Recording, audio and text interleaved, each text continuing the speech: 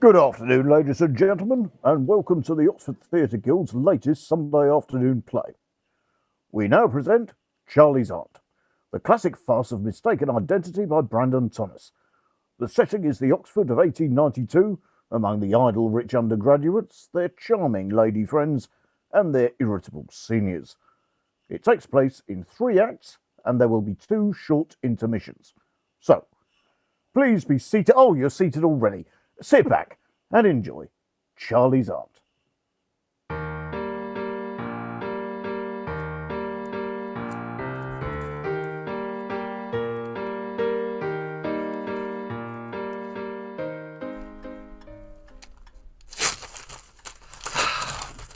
I can't get into the vein. Oh, I don't know what to say, don't know how to begin. I wish to goodness I'd spoken to her at the dance the other evening when she told me they were all going away for the summer. Instead, I've gone and left everything till the very last minute, and now I'm regularly nonplussed. By George, I know what I'll do. I'll make an exercise of it. I'll write it out in a dozen different ways and send the one I think looks the best. So, come on, Jack. Here we are. In love with the dearest girl on earth. Tackle her like a man and tell her so. Or they'll be off north. You'll be gone down and have lost your chance forever. She's my fate, and I'm hanged if I shan't be hers. So, here goes. My darling. Rather strong, perhaps, to begin with.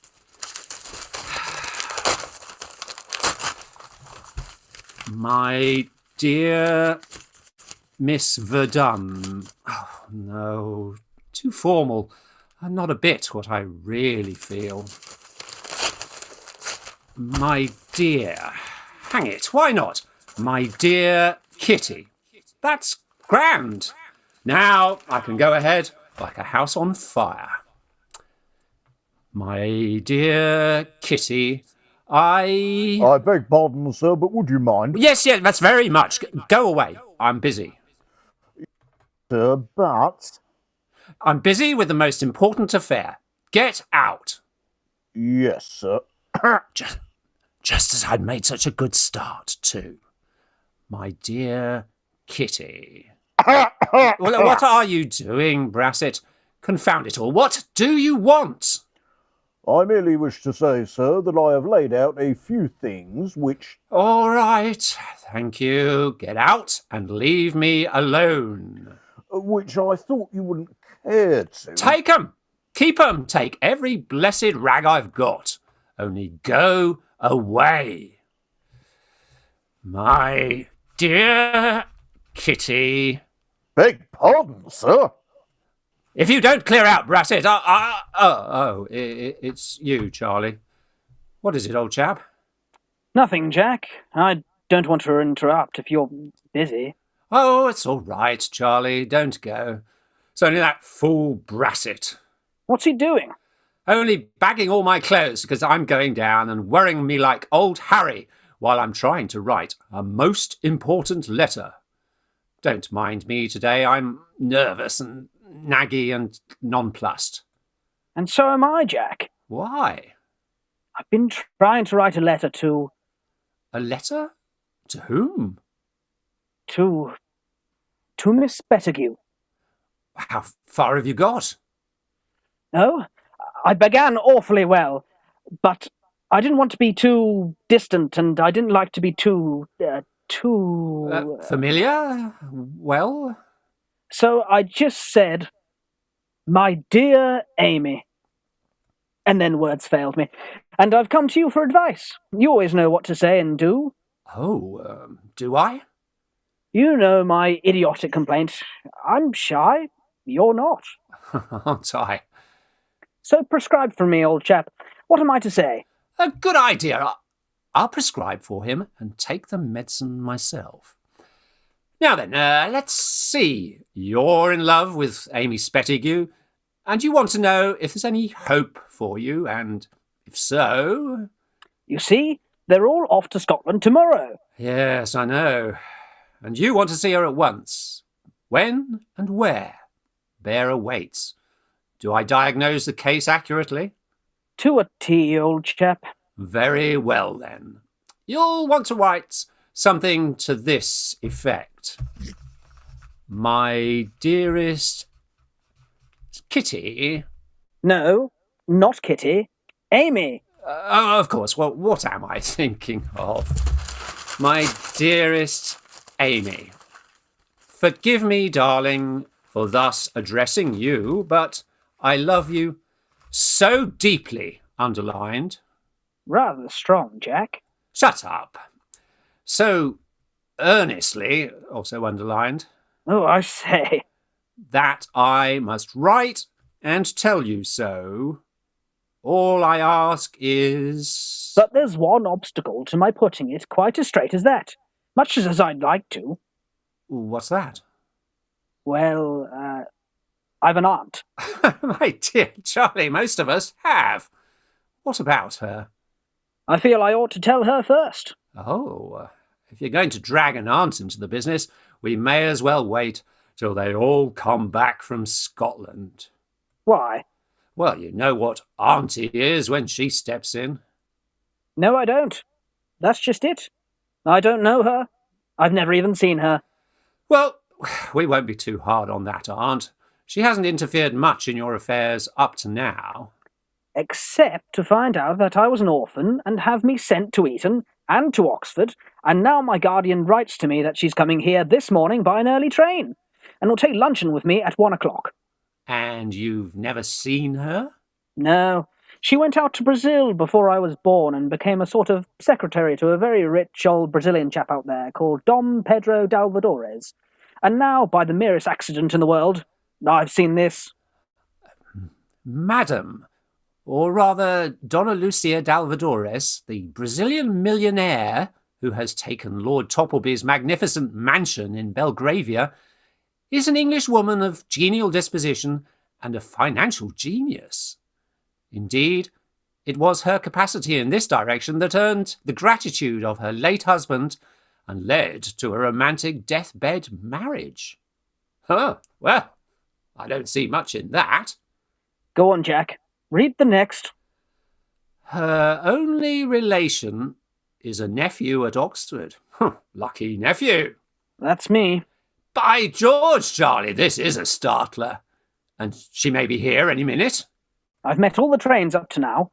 I wish she'd have come some other time. She'll arrive by the next, just in time for lunch. Yes, it's a bore. I wanted to write that letter to Amy. Well, I don't know so much about that. But it's an awfully difficult letter to write. Fearfully complicated. Why? Well, you see, I've no people or anything. No people with an aunt like that. But I've no reason to expect anything from her. More than she's already done for me, for which, of course, I'm very grateful and all that, but I want to see Amy and put it to her that if... Charlie, I've got a clinking good idea. Jack, you are a good chap. Write it down and I'll copy it out. No, not for you. For me. Well, for us both. You're gone on Amy. I'm in love with Kitty. Really, Jack? Madly. Worse than anything I ever took up. Even cricket. I was writing to her, tell her so, when you came in. There's the letter. I'm so glad. And what's your idea? Well, hang letter writing. We'll give a luncheon party for your aunt. Tea afterwards in the garden. In the garden? Yes, I'll get leave. But my rooms are so small. Never mind, I'll lend you mine. BRASSETT shall see to it. BRASSETT! Now, come on. First we'll ask the girls. Ask the girls? Well, to meet your aunt. What about old Spettigue? Blow old Spettigue. Oh, I forgot. He's up in town for a few days on business. So much the better. BRASSETT! Do you think they'll come? They'll jump at it. What makes you think so? Well, what do you think? Why, Jack, you know I rather agree with you. We'll send a note at once. You write it. Go ahead. My dear Miss Spettigue. Brassett, where are you? Where are... Oh, Brassett, get someone to take a note to Mr. Spettigue's. Yes, sir. Yes, Jack, I've got that. Would you and Miss Verdun do me the honour... The honour... to lunch with me and Mr. Chesney? Mr. Chesney. I'll address the envelope. I'll address the... No, not that, you muff. At his rooms, St. Olde's College, today at 1 o'clock. Miss Spettigue. Miss. No, look out. To meet my aunt. What did you say her name was, Charley? DONNA-LUCIA Dalvadores. Donna. All right, stick it down. An answer by bearer will greatly oblige. Yours sincerely, Charles Wickham. Splendid, Jack. You're a genius. It's a glorious opportunity. They're off to Scotland. And we're off down. And now we shall have them all to ourselves. The messenger, sir. Give him that and tell him to look sharp. Yes, sir. This sort of thing is not to be settled by correspondence. No, and we shall have them all to ourselves. Yes, and we couldn't have asked them if it hadn't been for your aunt. I'm beginning to love that dear old lady already. Brassett? Yes, sir. A lunch for 5. For how many, sir? For 5? For 5, sir. What are you laughing at? Well, sir, I'm afraid our credit in the kitchen is somewhat exhausted. Oh, is it? How are you off a tick, Charley? Well, Jack, I'm afraid my guardian's rather... Oh, is he? Never mind, Brassett. Get it outside. Go to Bunter's. I'm afraid, sir, we owe Bunters. Oh, do we? Charley, you don't mind? It'll be all right when my cheque comes. Here's my watch, Brassett. Do the best you can with that. This is no good, sir. I couldn't get anything on this, sir.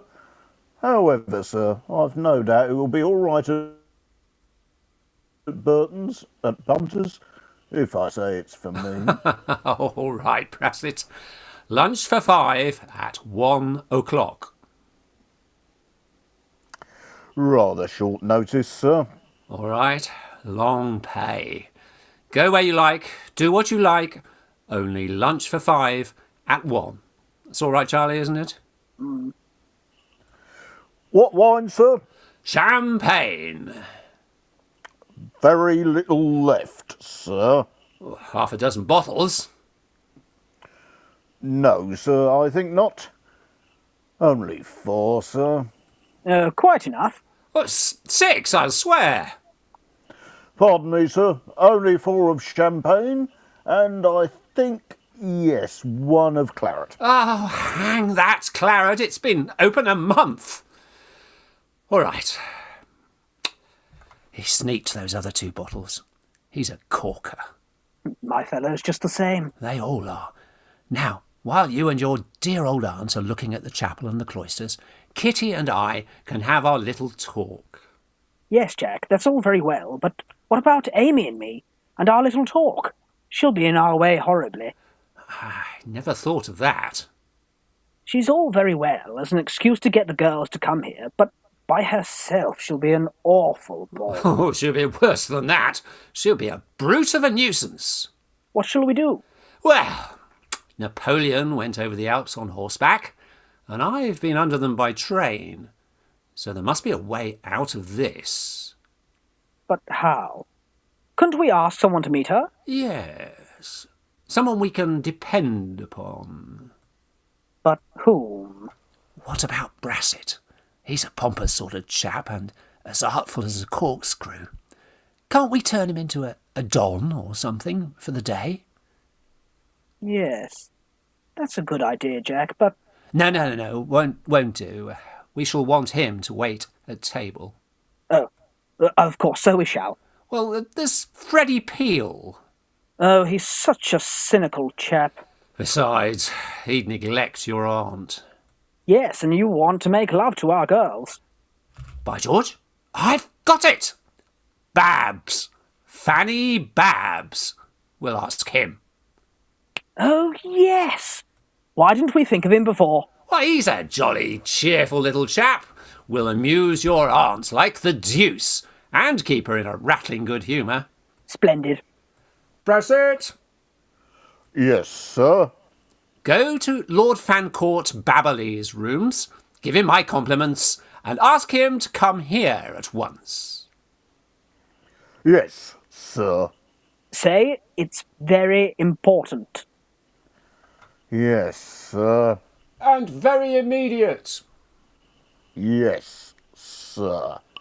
And while Babs is doing gooseberry with your aunt, we can have our chat with the girls. By the by, Jack, talking of Bab's cheerfulness, haven't you noticed something about him lately? Ever since he was so ill and had to go off to the Mediterranean. Oh, I've noticed he's been jolly hard up. I fancy, from a few hints he's dropped to me, that he's a bit hard hit himself. What? Babs in love? Yes, and if I'm not much mistaken, he's as soft-hearted over a girl as... We are. All the better. He'll feel for us. He'll see the necessity, then, of keeping the old lady well out of the way. By George, Jack, you'll be Prime Minister one of these days. His lordship's compliments, sir, and he says he can't come. He has a luncheon party, and could you lend him a few bottles of champagne? Lend him a few bottles of champagne? Of all the cheek. Who's he got coming? Oh, Freddie Peel and a lot of idiots like himself, I expect. And they'll be howling comic songs all the afternoon. Yes, it'll sound awfully bad, won't it? He mustn't. Here, Brassett, lay for 6. Yes, sir. What shall we do? Come on, we'll go to him. We must make him come. He can't upset all our plans in this selfish way. Put that champagne in ice, Brassett, and tidy up my room. Come on, Charley. Come on. 1 o'clock. Put room in order first, always the way. Hurry, scurry, no time for anything. They come with a bang, they go with a bang. Everything with a bang except pay their bills with a bang. Well, I did think that little perquisite was safe. Upon my word, I did. Jack! I say, Jack, old man! Where the dickens are you? I wanted to borrow some fizz. I wonder where they keep it. Hello, by George, the very thing. Serves him right. Shouldn't leave it about in this ostentatious way when I'm so beastly hard up. Won't they be jolly waxy? Ah, there's a bottle apiece, and they must make out with whiskey and soda. Oh, hello, Babs. We've just been over to your rooms to find you. We've been talking about you. Oh, really? I say, how do you think I'm looking? Splendid, old chap. Yes, I thought you'd be rather pleased with me. Well, ta-ta. Don't go, Babs. You wanted to see us, didn't you? Oh, yes, I wanted to borrow some fizz. Sorry, I can't. I could have spared you a couple of bottles, but that fool Brassett. I know. My fellow's just the same. There's no reasoning with them, is there? Well, ta-ta. I looked you up last night, Babs, but you were out. Yes. You know Freddie Peel, don't you? He's an awful idiot, hasn't a particle of brains, has he? But I'm all right. He gave a card party last night, and I won £100 from him. You should have seen his face. It makes me laugh now. Why, Freddie Peel hasn't sixpence. No. Really? Did he pay you? No, but he's going to when his grandmother dies. Why, the old lady's been dead years. No, really, that's beastly. You know, I'm stumped, and he's had an awful lot out of me. But he's an awful idiot. Hasn't a particle of brains, has he? But I'm all right. Ta-ta, I'm off. I say, Babs, we want you to stay and lunch with us today. I say, you traps, don't play the giddy goat. I've got to meet my tutor. Oh, Babs, you mustn't work like this. You're looking quite pulled down. Am I really? I was only telling Jack so just now. Oh, do you think I should die?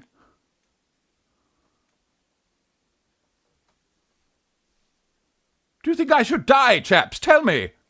No, not you. You don't want to worry over all this study. You'll be a great man of one sort or the other one of these days without all that. Well, that's what I think, you know. But I ought to do something. We've had a wonderful lot of Johnnies in our family. Great Johnnies in the army and the navy and things. I'll bet they never killed themselves with study. No, but I must do something. Of course, Babs. You must stay to lunch. My aunt is going to pay him a visit. No, really? Oh, what fun! I know Charley visits his uncle sometimes when he's hard up, so it's only right his aunt should return the visit. That's just the sort of thing we want.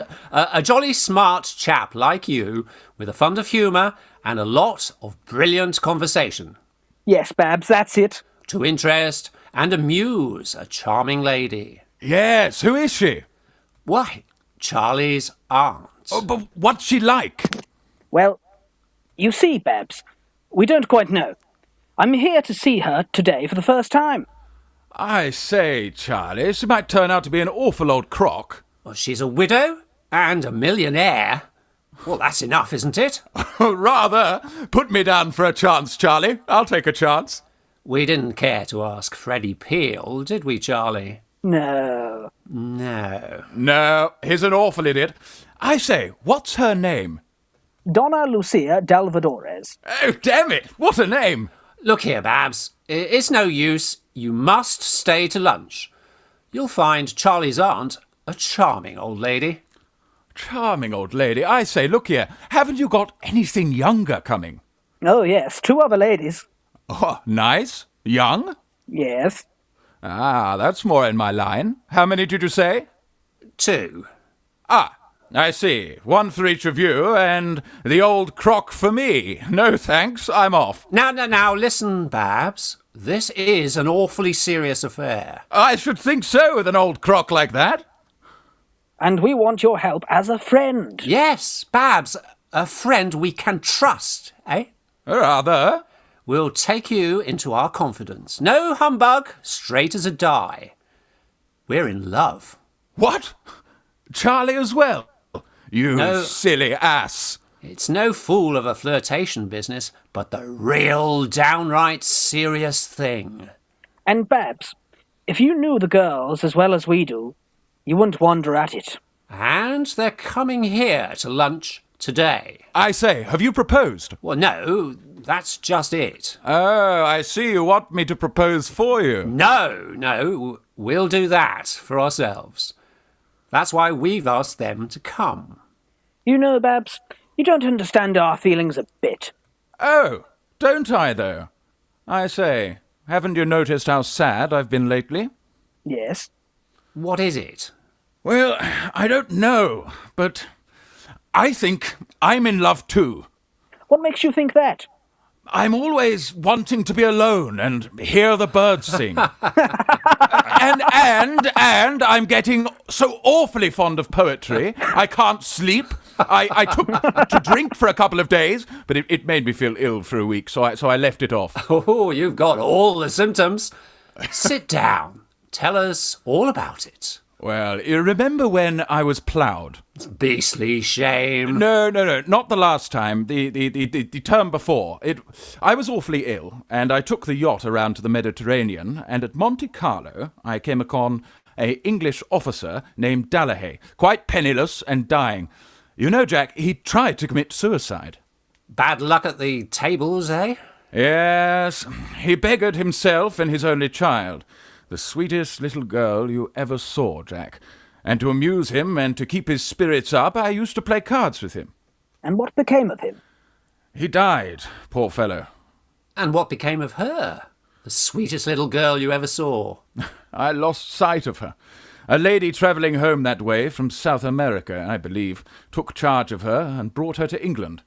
You know, Jack, I tried to tell her, but... You loved her? But she was in such grief. It all oozed out of your fingertips and the points of your hair. But after all, you know, I might have been rejected, and I should have looked a silly ass. At any rate, you can sympathise with us. Hello, here's the messenger back. They're coming. By Jove! So they are. You'll stop, Babs. Oh, I say, look here. Now, you'll do as you are. We won't let you go, now we've got you. But look here, Jack. Don't play the giddy goat. I have got something else to do. What is it? It's something awfully important. Well, what? I am going to play in some amateur theatricals. Rot!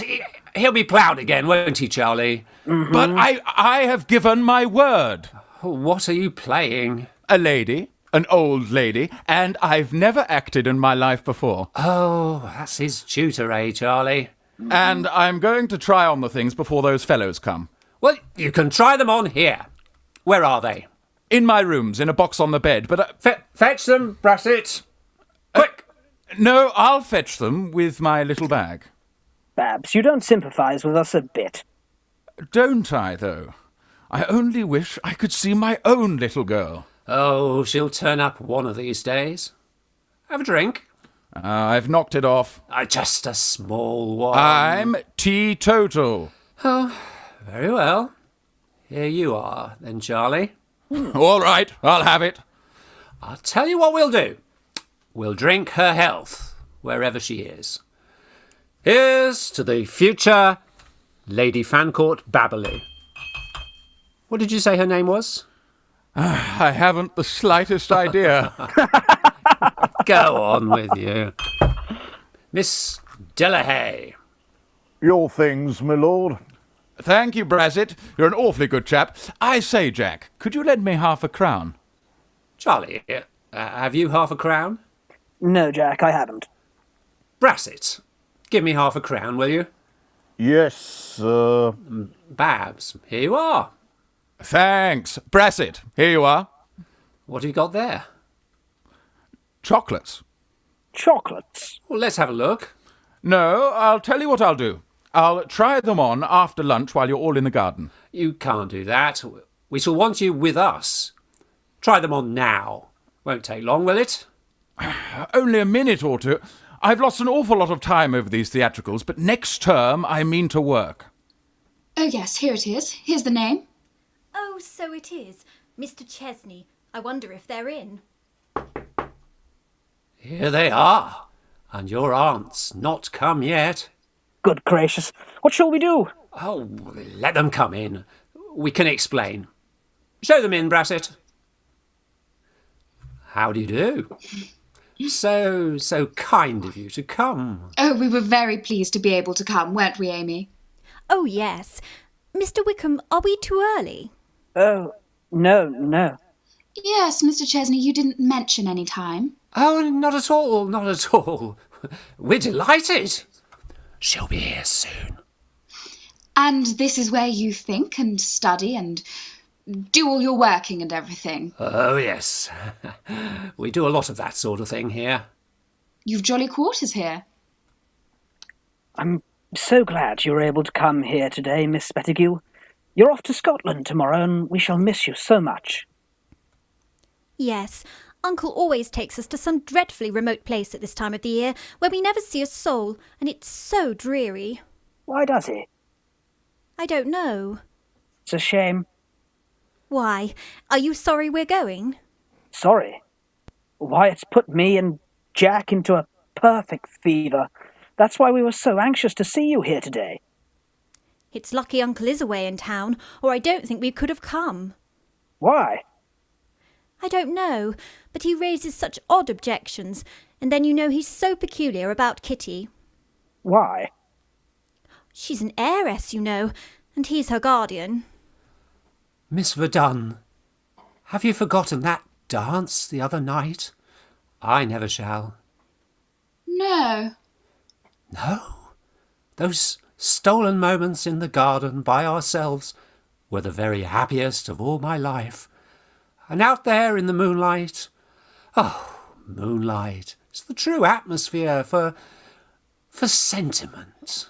I wonder how many people have said that. Oh, Kitty, I know when you like you can be an awful plague, but today you are quite cynical.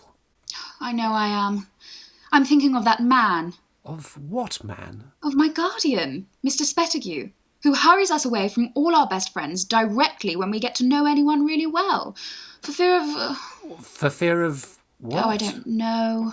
Why does he? Because he's a selfish, wicked old man. Are you really so sorry to go away? No, I am angry. But don't speak about it any more, or as Amy says, I shall cry. What a dear, sweet old lady your aunt must be, Mr. Wickham. I am longing to know her. Where is she? Jack, where's my aunt? What? Oh, why? She's hardly arrived yet. No. Oh. Kitty, Mr. Wickham's aunt hasn't come yet. Hasn't come?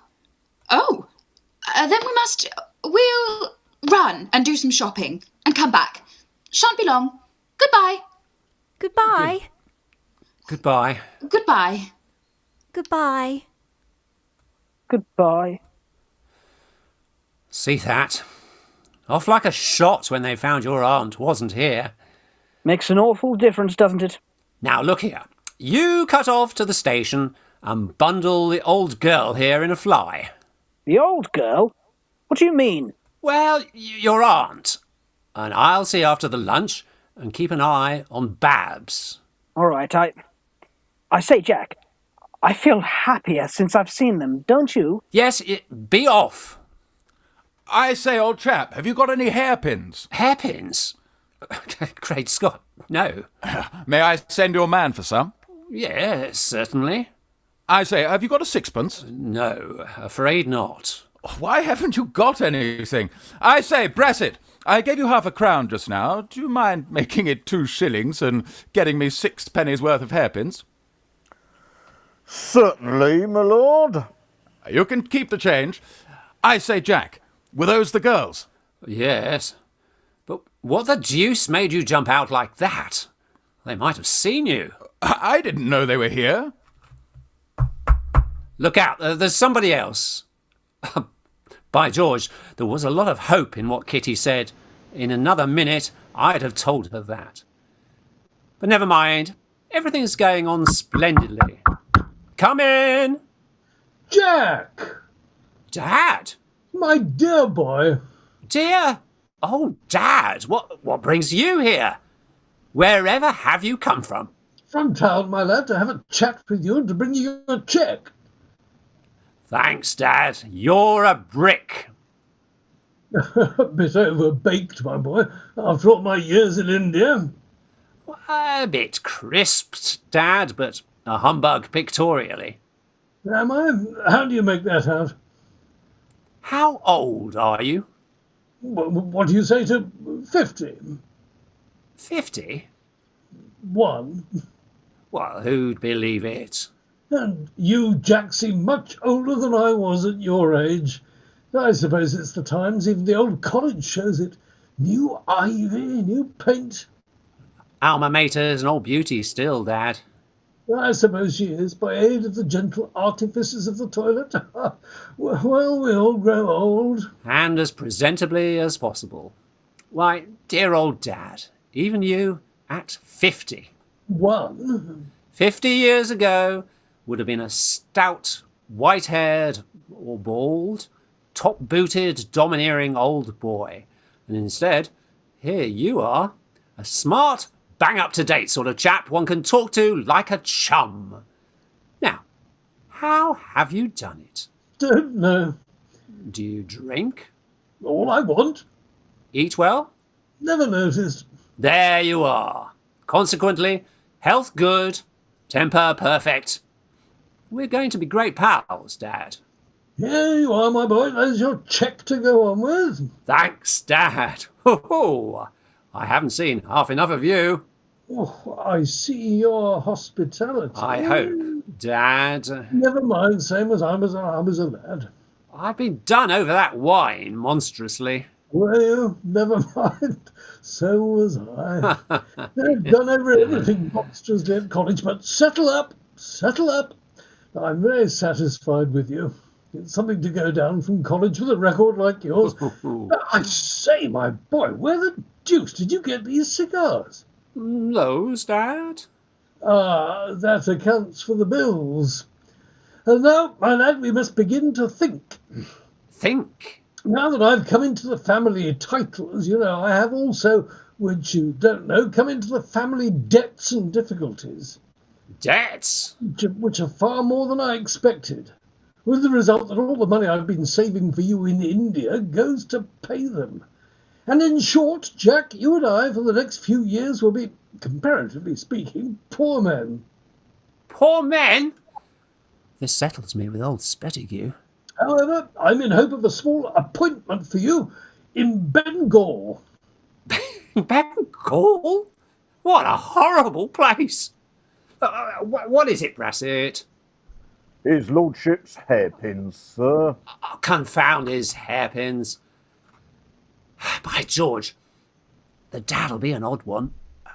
I must get rid of Babs somehow if the dad stays. Stays? Why not?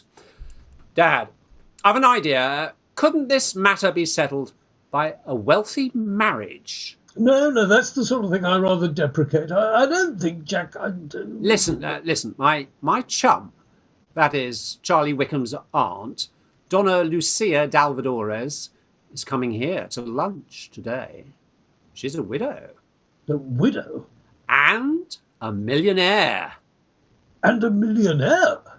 And a charming woman. No, Jack, I don't think I'd advise you to do a thing of this kind, merely for the sake of money. No, not me, Dad. You. Me? You young rascal. No, I shall never marry again. Oh, don't be rash, Dad. Think it over. Where are your things? At the hotel. Well, go and change. Make yourself look as nice as possible. Come back to lunch at 1 o'clock. And, Dad, put a flower in your buttonhole. I say, Jack. Oh, Dad, Charley Wykham. Charley, my father. Glad to know you, my boy. Glad to know you. Her nephew. Nice boy. You'll like him. I thought it was the fire brigade. Now, don't forget, put a flower in your buttonhole. Takes years off a man, a flower in his buttonhole. No, Jack, you come and lunch with me at the Mitre. No, don't be rash, Dad. See her first. See her first. All right, Jack, I'll have a look at her. I'll have a look at her. Well, what is it? Read that. Important business. Don't expect me for a few days. Lucia Dalvadores. No! She's not coming. But she must! Go! Wire! Telegraph! No use. There's no time. But hang it, the girls won't remain without a chaperone. What are we to do? Couldn't we ask the proctor's wife, old Mrs. Oh, sit and stare like an owl. Here they are. They're coming. Oh, what on earth are we to do?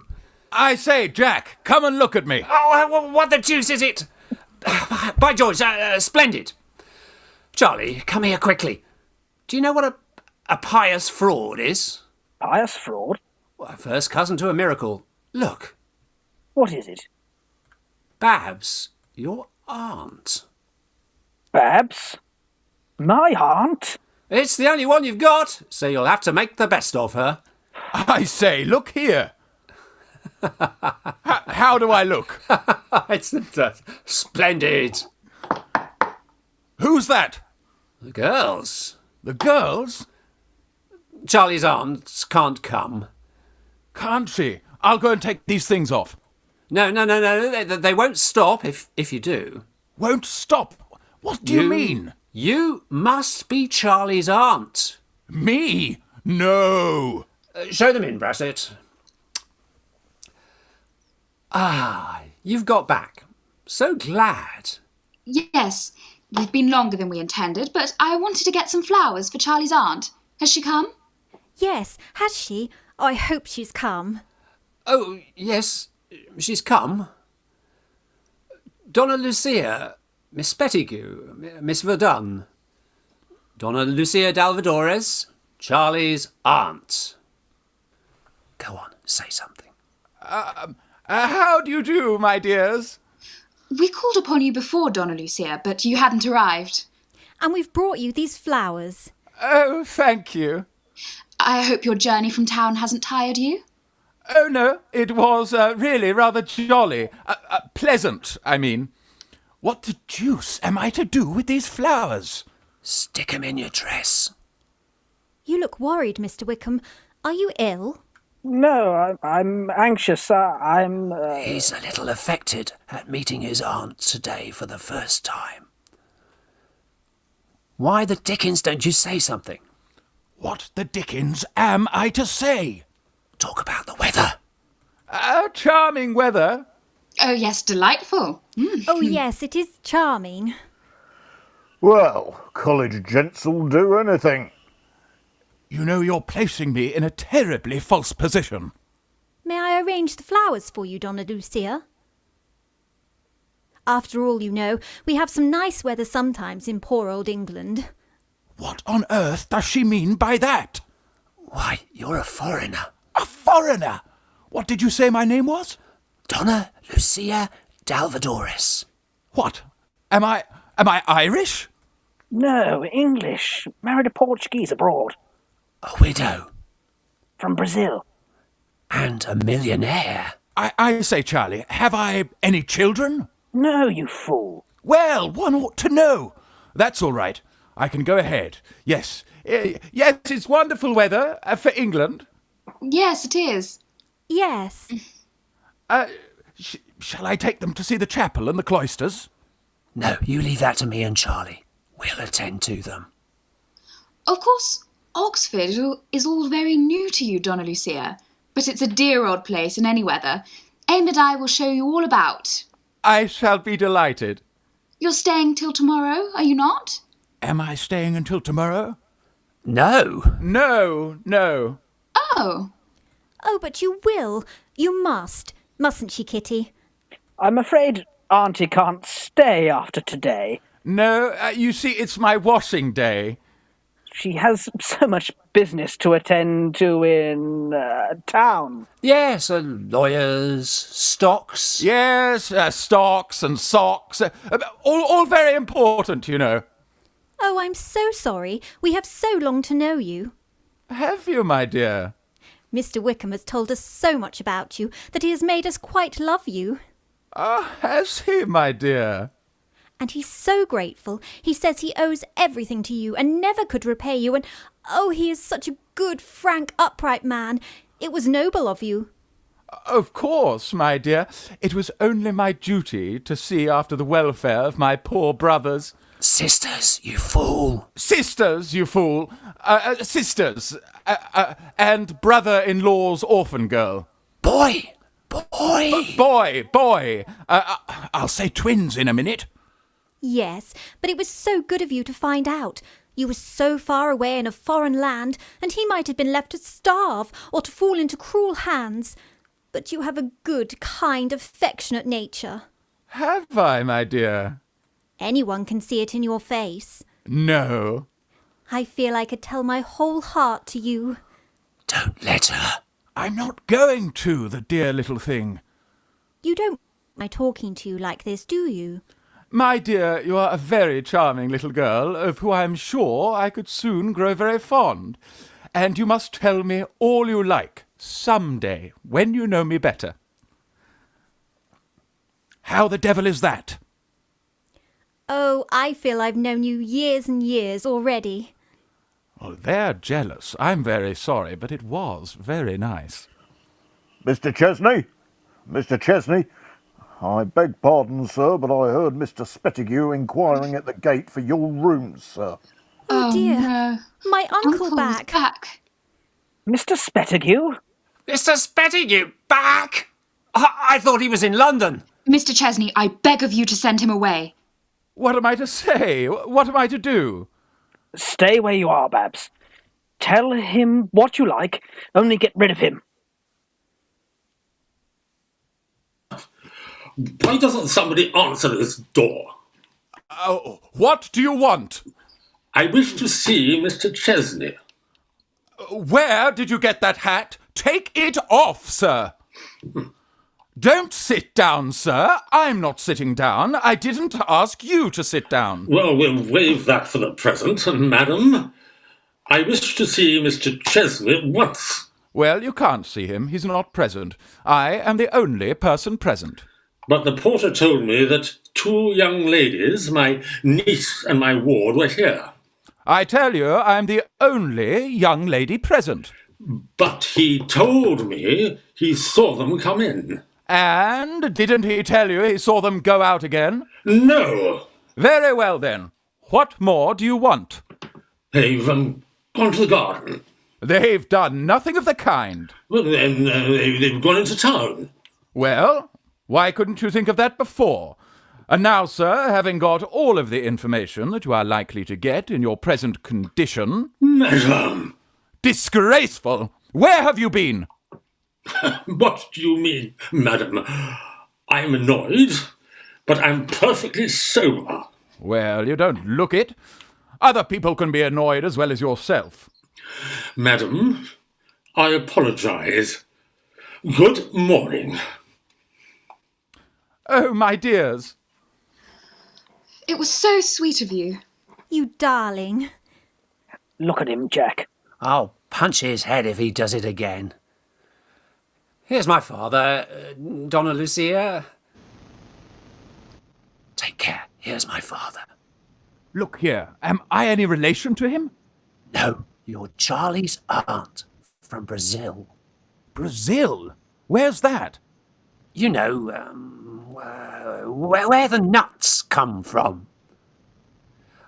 Miss Verdun, my father. Delighted. Miss Spettigue, my father. Charmed. Thank you. Now, Jack, has she come? Oh, yes, she's come. Go on, Charley. Introduce your aunt. DONNA-LUCIA Dalvadores, Sir Francis Chesney, Jack's father. How do you do, Sir Francis? How do you do? I'm Charley's aunt from Brazil, where the nuts come from. I say, Jack, Yes? is that the lady? Yes? Oh, by George. Oh, don't go, Dad. Go on. Charley's told you all about him. Charley's told you all about him. No. No. My nephew, Charles. My nephew Charles has told me so much about you. In his letters. In his letters. That's all right, isn't it? No, it isn't. Well, do it yourself, then. I'm much obliged to Mr. Wickham, but I only met him today for the first time. See? Yes, but, Dad, I've been simply photographing you to Charley for years. Oh, yes, he's a splendid photographer. Remember, you've only just come to England, and you've never seen Charley till today.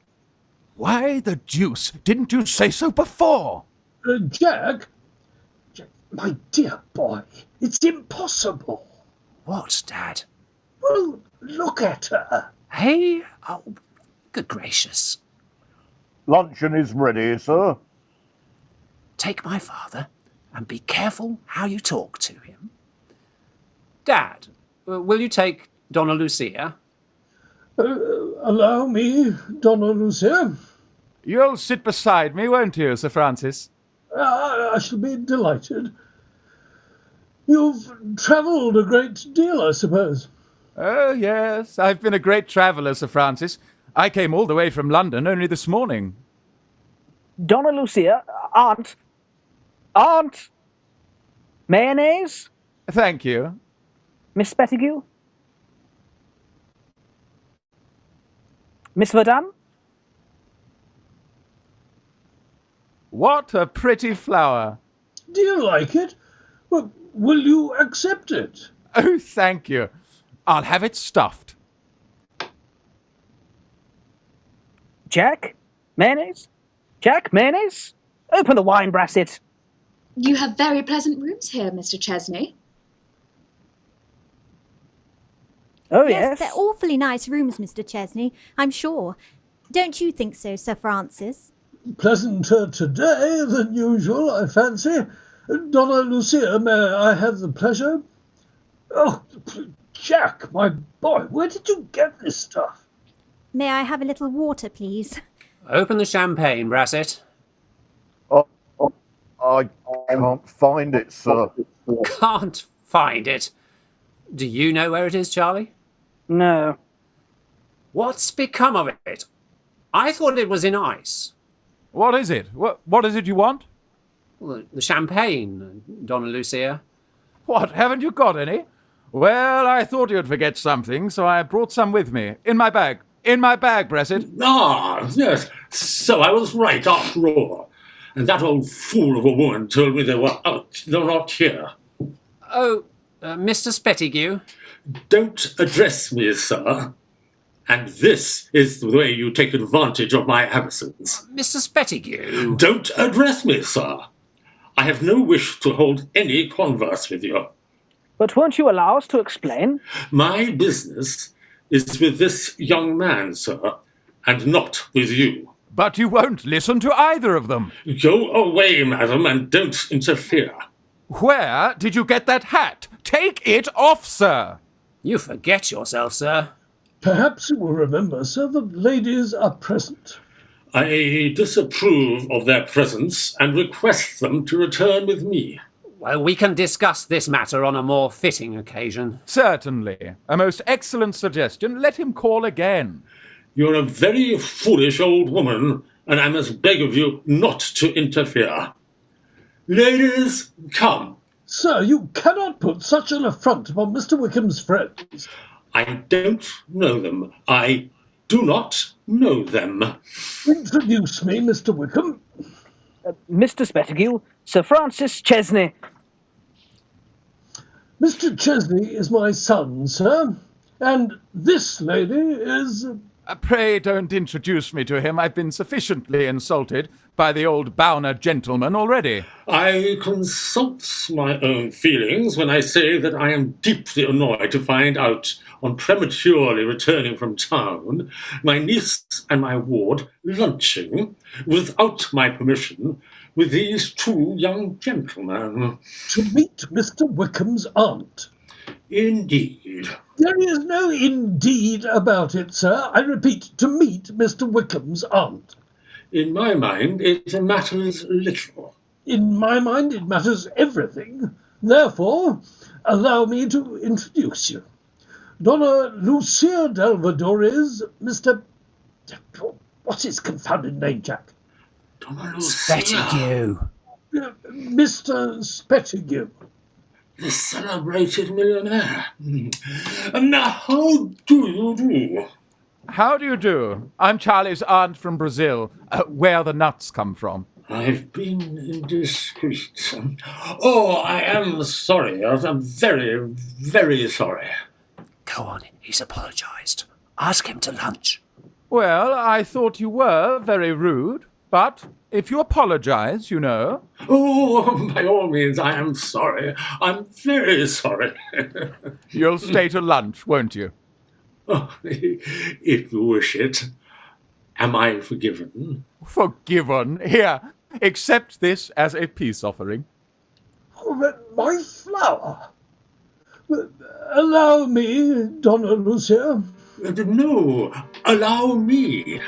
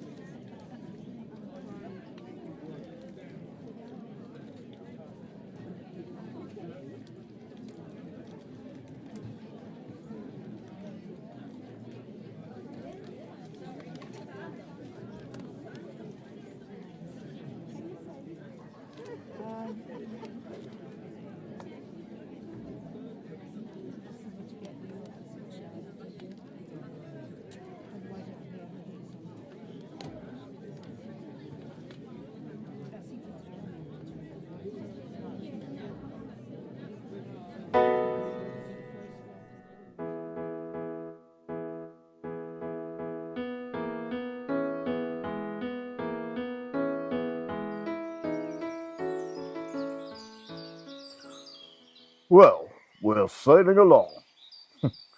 She makes a wonderful old lady, not a doubt about it. A bit singular to look at, perhaps, but then look at some of your old ladies.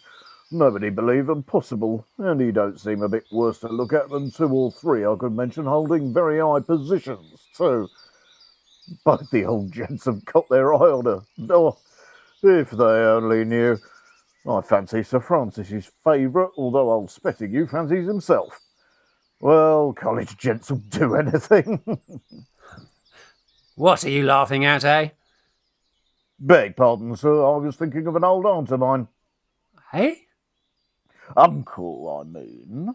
Mind your own business and go and get tea, do you see? Tea? Tea, sir. Yes, sir. Out here. Out here, sir? Yes, don't stare like that. It's all right. I've got special permission. No, beg pardon, sir. Well, now for Kitty. Where is she? Everything's going on all right at last. Babs frightened the life out of me 2 or 3 times at lunch, the way he walked into things as if he hadn't had food for a month. But we've got over the worst.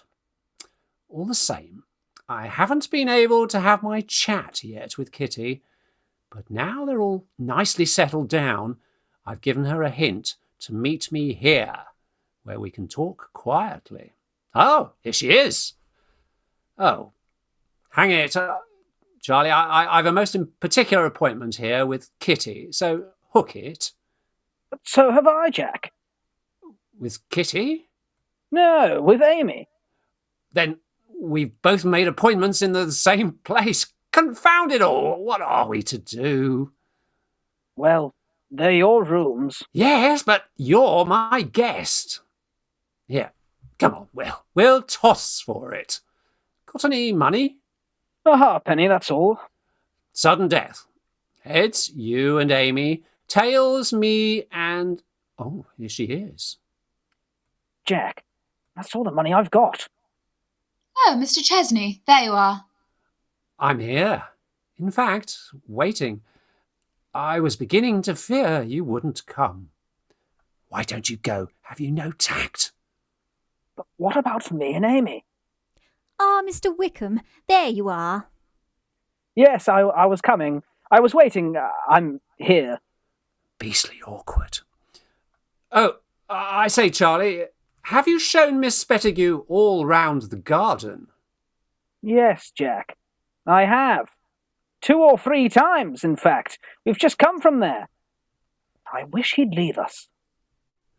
Lovely garden, isn't it? Yes, I suppose it is. Suppose... oh, you haven't half seen it. Charley, Miss Spettigue hasn't half seen the garden. Take her and show her the roses and primroses and cabbages and things. But, Jack, And Charley, tell Miss Spettigue those beautiful lines of yours. To our garden in summer. Jack, don't tell her I write poetry. She'll think I'm an awful ass. And don't forget, Miss Spettigue, tea here in half an hour. Oh, very well, Mr. Chesney. But, Jack, the others are in the garden, and it worries the life out of me to see Babs. Well, don't. It's a large garden. Keep out of his way. At last, Miss Verdun, my dear Kitty, we are alone. Don't you think it was rather selfish of us, Mr. Chesney, to send them away like that? Well, we tossed for it. What? I mean, they'll be much happier together alone. And it seems as if I could never get 5 minutes with you, safe from some miserable interruption. Indeed, I was beginning to fear you'd think me very rude, neglecting you as I have done. Oh, no. Not at all. I quite understand. I couldn't expect you to devote yourself entirely to me. Indeed, we've had a very pleasant time, and now... Yes, and now? I was thinking we ought to be going now. Go? Now? Good gracious, no. Why not? Before I've had a word with you. Oh, my dear Miss Verdun. Kitty, won't you sit down? I have something to say to you of importance. Indeed, Mr. Chesney? Yes. You know, Miss Verdun, there are times when a fellow's got to think a lot and think long. I suppose so. And there are times when a fellow mustn't stop to think, or if he does, he'll spoil his chance. Yes. Well, then, Miss Verdun, Kitty, my dear Kitty. I beg pardon. No, don't mind me. I only wanted a word with my boy here. Oh, then I'll run into the garden and see the roses and primroses and cabbages and things. Well, Dad, anything important? Yes, Jack, it is. Oh, what is it? You know, I'd do anything to see you get on in the world and make a mark, as I know you will, if you get your chance. You needn't tell me all this, Dad. Well, Jack, having thought it over, I've decided that you shall continue the career I originally mapped out for you. And seeing a way out of the difficulty, I've determined to take your advice, my boy, and marry a lady of wealth. I see you've fallen victim to the fascinations of some young and lovely... No, Jack, she's not lovely, and I'm afraid she's not over young. But she has one thing in her favour. She has money, which, after all, is the real object in this instance. All right, Dad, as long as you're satisfied, go in and win. And I have to thank you, my boy, for the tip. Thank me for the tip.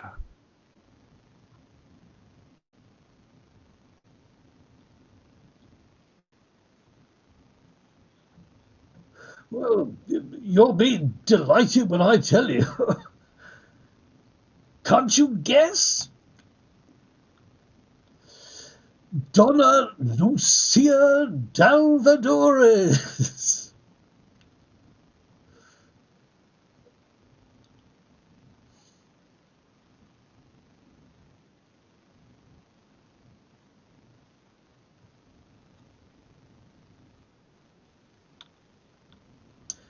DONNA-LUCIA Dalvadores. What? The deuce? Dad, this is impossible. Impossible? Why, you yourself suggested it. And for your sake, my lad, I'm going to do it. But, Dad, you can't. Can't? Well, why not? Is there anything against the lady's reputation? No, but you mustn't. You can't. Mustn't? Can't? Why, Jack, what a boy you are. Didn't you tell me to go to the hotel, change my things, put a flower in my buttonhole? And by George, Jack, I believe the flower's done the trick. She gave it away, Dad. My dear boy, she's explained all that. This is horrible. But, Dad, circumstances have altered since then. In what way? You know, you're too good. You're not the man to be thrown away like this. Say no more, my boy. Your consideration for me settles it. It will put you forward years. Had she been young and lovely, she wouldn't have looked at me. As it is, I flatter myself she's taken rather a fancy to me. And as for old Spettigue, in spite of his marked attentions, I don't think he has the ghost of a chance with me. Old Spettigue? Attentions? Great heavens, what are we doing? Dad? So wish me luck, Jack, wish me luck. Take time, Dad. Think it over. Think it over? That's not the way an old soldier makes love. I'm going into your rooms to get myself a rattling good spanking brandy and soda to bring me up to the mark. Great Scott, what's the young monkey doing? Jack, I wish you'd speak to Babs. He's carrying on disgracefully. He's taken Amy away from me and gone off round the garden with her. Well, that's nothing to what's going on here. Did you hear that? Yes, what is it? My dad getting himself a rattling good spanking brandy and soda. Brandy and soda? What for? To propose to Babs, that's all.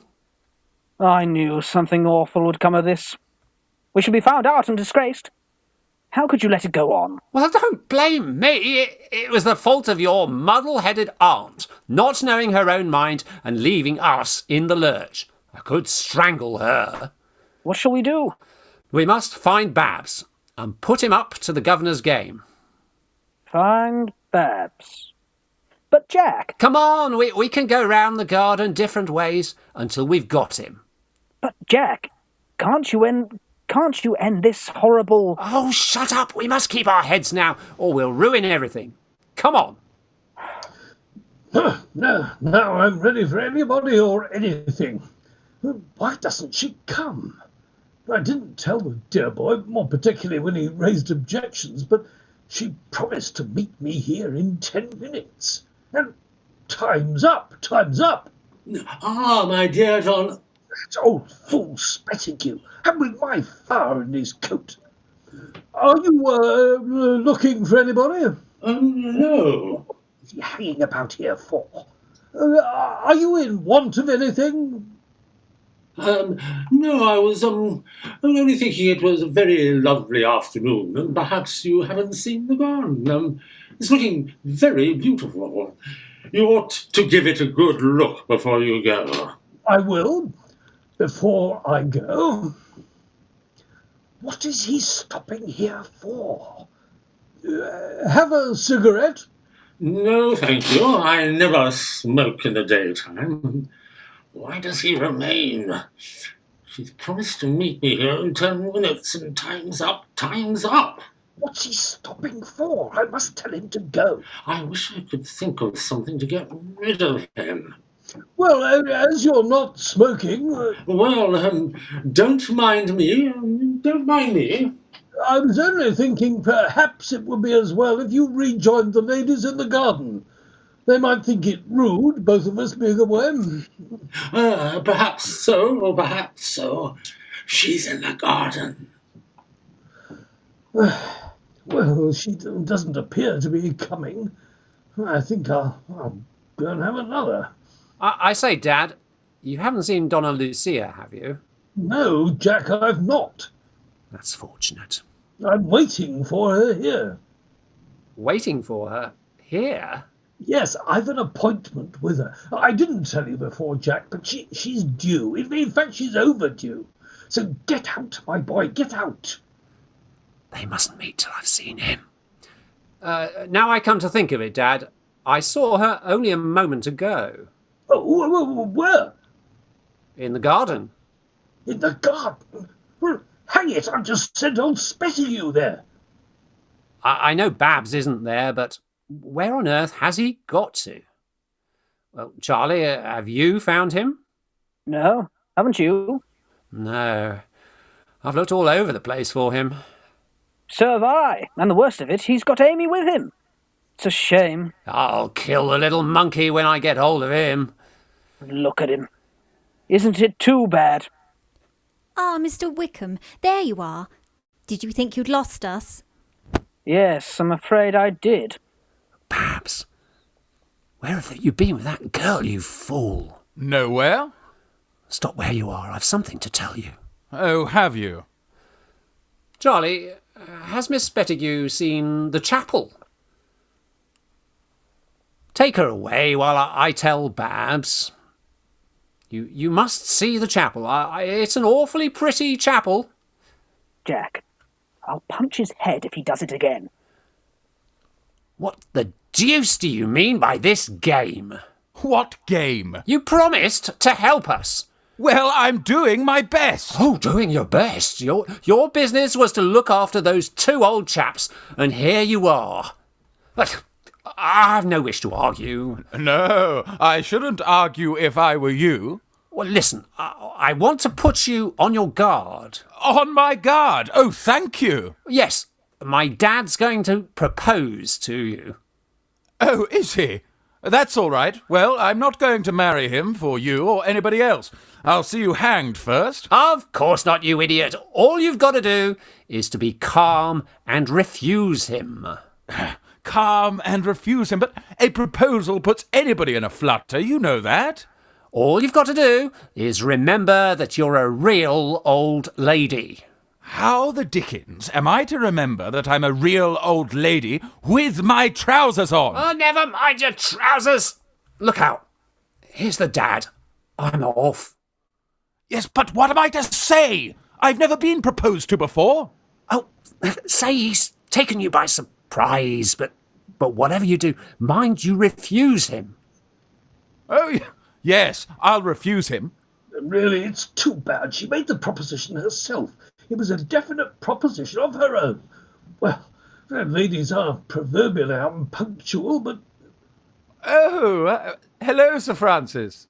Dear Donna-LUCIA, here you are. I was beginning to be afraid I had popped into the garden to find you. Won't you sit down? By Jove, got her at last. Now for the plunge. I'll begin with a compliment. I wonder what's her real age. However, a woman's never too old for a compliment, so here goes.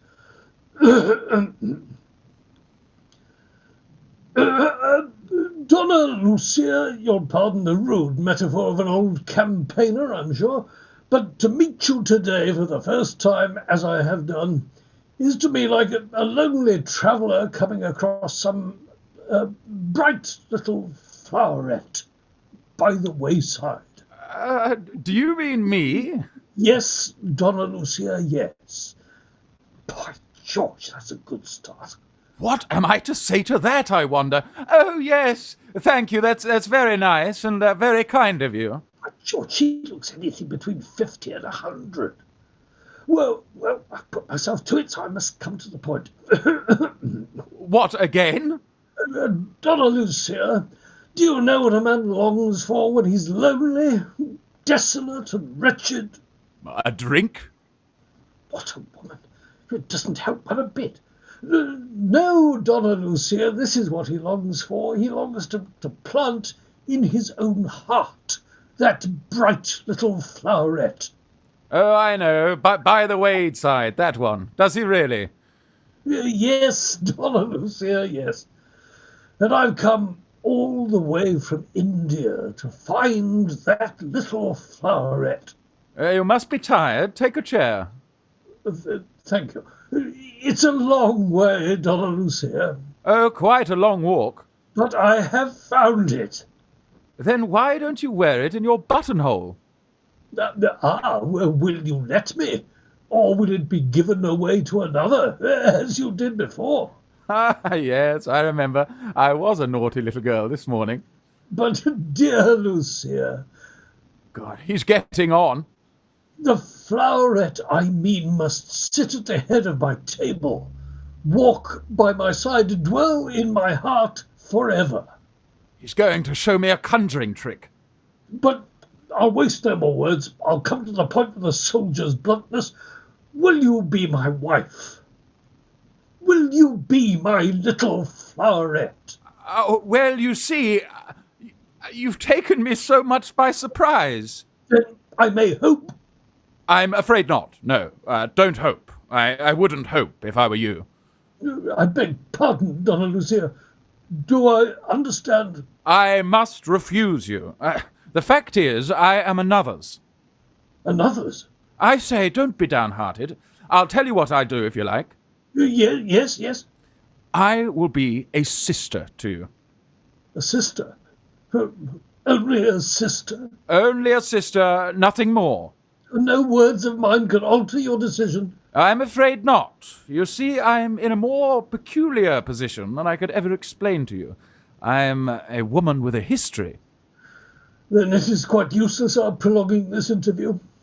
And you will accept my regrets and apologies for ever having broached the subject? Oh, certainly. Any time you're passing. Refused. What a relief. I'm sorry, though, for the boy's sake. Well, here's a nice position.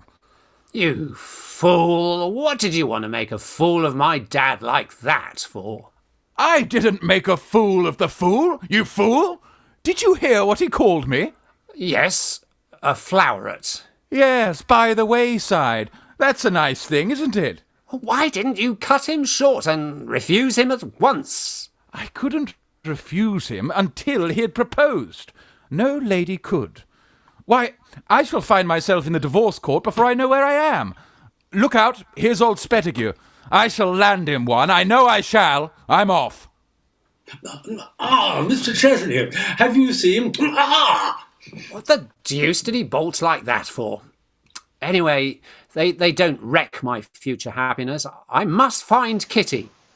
Why couldn't Charley's aunt behave like a lady and turn up as she promised, instead of giving us all this trouble? I hate the sight of her before I've even seen her. First door to the left. Thank you very much. The first door to the left, the man said, Ella. Yes, here it is. Mr. John Chesney. Shall I knock? Yes, do, my dear. Chesney, the name sounds familiar. Why couldn't my nephew remain in his rooms and not compel me to follow him about like this? You telegraphed to say you couldn't come. I know, my dear. And then you changed your mind? Yes, for about the first time in my life. Why? Some vague desire to see him without his knowing. Look again, dear. The porter said they might all be in the garden. I could roam about these old places all day. Isn't it all beautiful? Oh, dream away, Ella. I shall wait till someone comes. Oh, to live among these leafy shades, ancient spires and sculptured nooks, music, a solid fairyland. But to one poor sublunary being, not quite so young as she used to be, a little fatiguing. And how lovely it must be by moonlight, where the shadows have no sudden fears. The mantle of sleep and all is peace. And the silver bells chime to the sentinel angel of the night, who smiles to heaven and whispers back, "All's well, sweet bells, all's well." Oh, you fanciful little woman. But what has put all this about angels and so forth into your head today? Oh, I don't know. I think I can trace back all the little byways and slyways of thought that generally lead in one direction. Oh, no.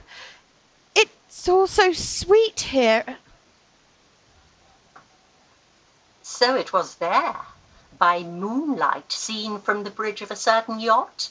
The rippling sea, the blue night and brilliant stars. You see how I remember your words, and a certain someone who told you as you listened to the chime of the ship's bell that you looked like the angel of the watch. He was a flattering-tongued person, that someone. What was his name again? I've told you so often. Lord FANCOURT BABBERLEY. But I don't want your mind fixed on these things, my dear. Why, I've almost forgotten to tell you I've invested your poor father's money for you, and thanks to his forethought for his little girl, he has rendered you independent for life. And, what is worse, independent of me. Independent? But you won't be, Ella. No. For I've grown to love the little orphan I met in such grief in a strange land so much that I am not independent of her. So let's make a bargain.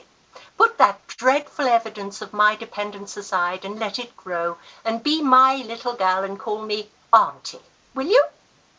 Yes, Auntie, yes. How did your poor father come to have so large a sum of money by him like that? I thought he'd lost it all. Papa won it at cards. Won it at cards? When? During his illness. From whom? From Lord FANCOURT BABBERLEY. Is Lord Babberley a gambler too? No. Oh. But But, Auntie, if we ever meet, may I give it back? I don't think he'd take it. Why not? Well, it was... oh dear. It seems to me he took so much trouble to lose it. I'm not going to speak for him, but I don't want you ever to leave me. Ah, my dear, you've set me thinking now. Have I? What about? Oh, all about someone who, Oh, do tell me. Oh, it was before I went abroad to Brazil. I was very young, and he was very shy. He never called me the angel of the watch, but he did get as far as stammering a compliment and a blush, and then... And then? Then he was ordered off with his regiment. Without ever? Without ever. Oh, Auntie. Oh, it was at a dance the evening before he went away. And you've never loved anyone since? I was a sentimental young lady in those days. What was his name, Auntie? Frank Chesney. Oh, how strange. I'm afraid we are intruding. Not at all. The college grounds are open to everyone. I am, so to speak, at home here, merely because these are my son's rooms. Mr. Chesney. And you... pardon my asking, are you... or rather, were you Lieutenant Frank Chesney? I was. And you don't remember me? I acknowledge with regret that I have no recollection whatever. It must be more than 20 years since. 20 years? He doesn't remember me. 20 years is a long time, Auntie. 20 years? Where was the regiment then, I wonder? Mrs. Beverly Smythe, everyone's card, but my own card, of course. Then you've forgotten the day you first embarked for India? No. But you've forgotten the evening before.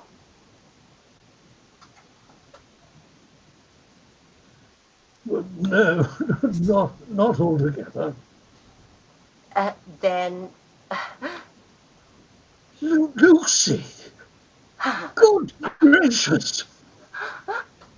And to think that at that very dance... But you don't remember that, of course. No?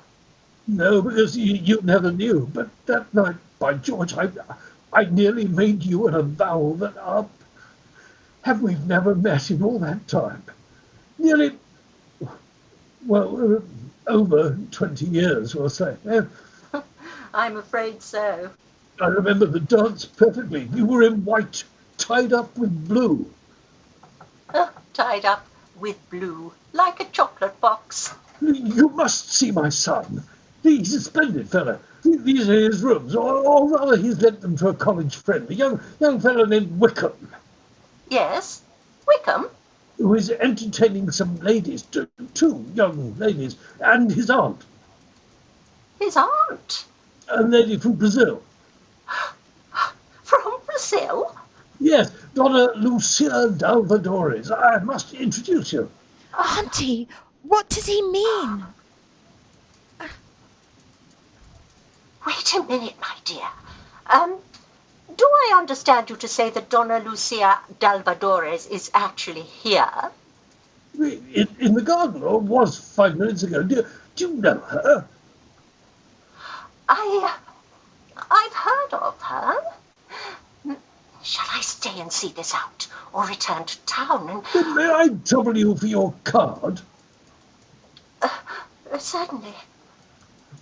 Mrs. Beverly Smythe. Auntie! Shush! I'll find Donna-LUCIA and the boys, or perhaps you wouldn't mind coming into the garden to them. I am quite curious to see them, with pleasure. This is my niece, Miss de la Haye. How do you know? Colonel? Sir Francis Chesney. Come, Ella. Ah, Jack, my boy, if that had been Donna-LUCIA, things might have been very different. What's his lordship up to with the old gent now? Looks as if they were having a game of some kind. I think it's very dangerous running about like that. I'm not sure I didn't catch sight of his lordship's trousers. And now, here we are at last. No one here. And I can speak to you, Kitty. My dear Kitty.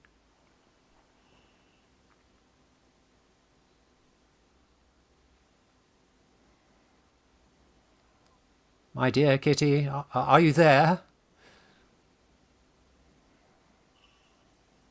Yes, Jack. You've said that before. Oh, what are you doing, Brassett? Laying the cloth for tea, sir.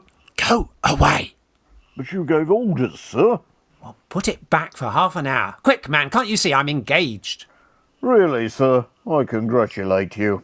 Busy, confound you. Get out and don't come back. And now, my dear Kitty... Yes, Jack. You've said that before. Now, don't interrupt me. I go straight at most things, and I'm not going to hesitate over this. Is it that you attach so much importance to it, or that you don't care what you do? It's both. Mixed. So, Kitty, my dear Kitty. Yes, Jack. Oh, Kitty, do be serious. In a few hours you'll be hundreds of miles away, and it may be years before we meet again. Unless... Unless what? Well, you listen. I can't help myself. I've told you how my father intended me for Parliament and all that. Yes. Well, he tells me now that for the next few years I shall have to give up all that and earn my own living. Well, that will do you no harm, Jack. Well, no, that's how I look at it. I've done well up here. I've worked hard, and work tells wherever you are. So I intend to turn to... and come out all right, one way or another. I've broken the ice at last. The dear fellow. I hope they'll keep away. I'm sure I wish you every success. Of course, in time I shall be all right. But the question is, will you wait? Wait? What for? No, I beg pardon. I didn't mean that. Oh, you didn't mean it. No. What I really mean is that, before I say anything further, I should like you to understand, well, what I've been telling you. Oh, yes? What was that? Well, to be practical and lay everything fairly before you, my position in life will be something in... The city? Thanks. My home... Suburban. Thanks. Exactly. Transit. Bus or rail? My personal income. Small. My extra income. Precarious. But under certain conditions, my fears would be nil and my hopes tremendous. Now, you know all. That's how I stand. Oh, that's how you stand. Oh, Kitty. It's my duty to tell her all. The dear fellow. I'll kill anyone who comes now. Well, I hope those happy conditions will be realised to your heart's content. Kitty, my dear Kitty, they will never be realised without you. Without me? Now you're vexed with me. You hate the city, you despise the suburbs, you loathe buses. Why should you say that, Jack? Kitty. As if I hadn't the heart to do what thousands of better girls than I have done. Kitty! As if I couldn't guess all the happy fun that is to be got out of cooking and mending, the ministering to the wants and happiness of the man who will work and strive for the woman he loves. Then, Kitty? Try me, Jack, for I love you dearly. You do? Kitty, you do? As much as you love me, Jack. Kitty! My dear Kitty. My dear Kitty, you're a brick. I've done it, in spite of the lot of them. Oh, but what about my guardian, Mr. Spettigue? I'll see him at once. No, that won't do. Won't do? No. I must have his consent in writing. In writing? Why? So that he can't retract. You don't know him as well as I do. Now, there's only one person who can get that written consent for us, so be a good boy and send her to me at once. What, Amy? No, Charley's aunt, DONNA-LUCIA. DONNA-LUCIA? But Kitty... Now, don't ask questions. There's a good boy. But send her to me at once while I find Amy. Where are we now? This can't go on. I've done it, Jack. I've done it. Done what? I've let the cat out of the bag and told her everything. Oh, you fool! What for? Told her what? That I love her. Oh, is that all? Yes, but, Jack, she's gone off to find DONNA-LUCIA to get her uncle's consent. We shall be in the dickens of a mess yet. Well, keep cool, man. Keep cool. We're all right up to now. We're all right up to now. And how shall I meet her? Where are the words she'll first say to me? You'll drag us into an awful disgrace. And a damn good job, too. You don't know the things he keeps saying to me. He? Who? Why, my old mash, old Spettigue. Well, what does he say? Yes, what does he say? No, Charlie's too young. Oh, get out, man, that's nothing. No, but it's very embarrassing. Look how well I get on with the girls. Yes, confound you. Too well. Oh, do I? Jack, I can live this lie no longer. Now don't start that. Some lies have got to be lived. What for? Well, to save confessing them, you duffer.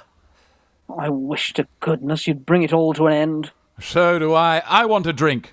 We'll be all right if the donkey would only be reasonable and behave like a lady. I know all that, but he can't. He doesn't know how.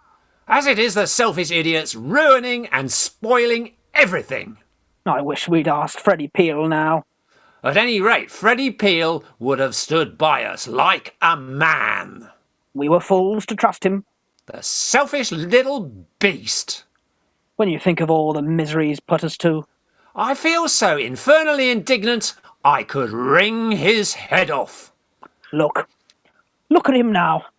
Oh, Mr. Chesney, have you seen DONNA-LUCIA? In the garden. Here, you traps. I won't stand this any longer. Let Charley have a go. Just when we want old Spettigue in his best humour, you go and risk everything by this fool of a game. What fool of a game? I'm not going to marry old Spettigue. I could never be happy with a man like that. You know, Babs, if it was your little girl, we'd do anything. For you. And all you think of is running after our girls, confound you. Look out, here are our girls. Oh, DONNA-LUCIA, we've been looking for you everywhere. Amy and I want so much to speak to you. We're in a difficulty. A difficulty? And we want you to be an angel. Now, Jack, do go away. Yes, Charley, do go away. Go away. They want me to be an angel. You know Amy's uncle, Mr. Spettigue, is my guardian, and under my father's will gets nearly all my money if I marry without his consent. And you know Jack and Kitty are in love with each other, and Jack's lost all his money or something. For years and years. And Kitty wants you to. No, wait a moment, Amy dear. Yes, wait a moment, Amy dear. It's her turn now. Now it's your turn. Yes, now it's your turn. And Amy and Charlie are in love with each other too. But you don't object, do you? Oh, no, my dears. Oh, you old dear. Now, Jack, do go away. Yes, go away, Charlie. Yes, go away. We 3 girls want to be alone. I must end this. I must do something. Well, go and look after the tea. I must bring them all and stop this. Now, first, you know where we left off, don't you? Yes, you're all in love and want to get married. Well, yes. And we want Uncle's consent. And yours. And we want you to be an angel and do it. An angel and do it. Do what? Oh, get Mr. Spettigue's consent? For both of us. Oh, for both of you. Yes, first, you see, you'll give your consent to Charlie and Amy, won't you? Oh, yes, nothing could be nicer. You are so kind, but I knew it from the first. Would you like me to be one of your bridesmaids? No? Some other time. Well, now we want you to get his consent, but mine being a legal affair, you understand, don't you? Oh, yes, your father's will, you mean? Yes, his consent must be in writing. In writing? And you must get it. Get it? Yes, you must make him write a letter or something. Oh, but my dears, I have no influence over him. Oh, but you're so clever and so kind. And so rich. Oh, yes. So rich. I remember I gave away half a crown only this morning. At any rate, you must try.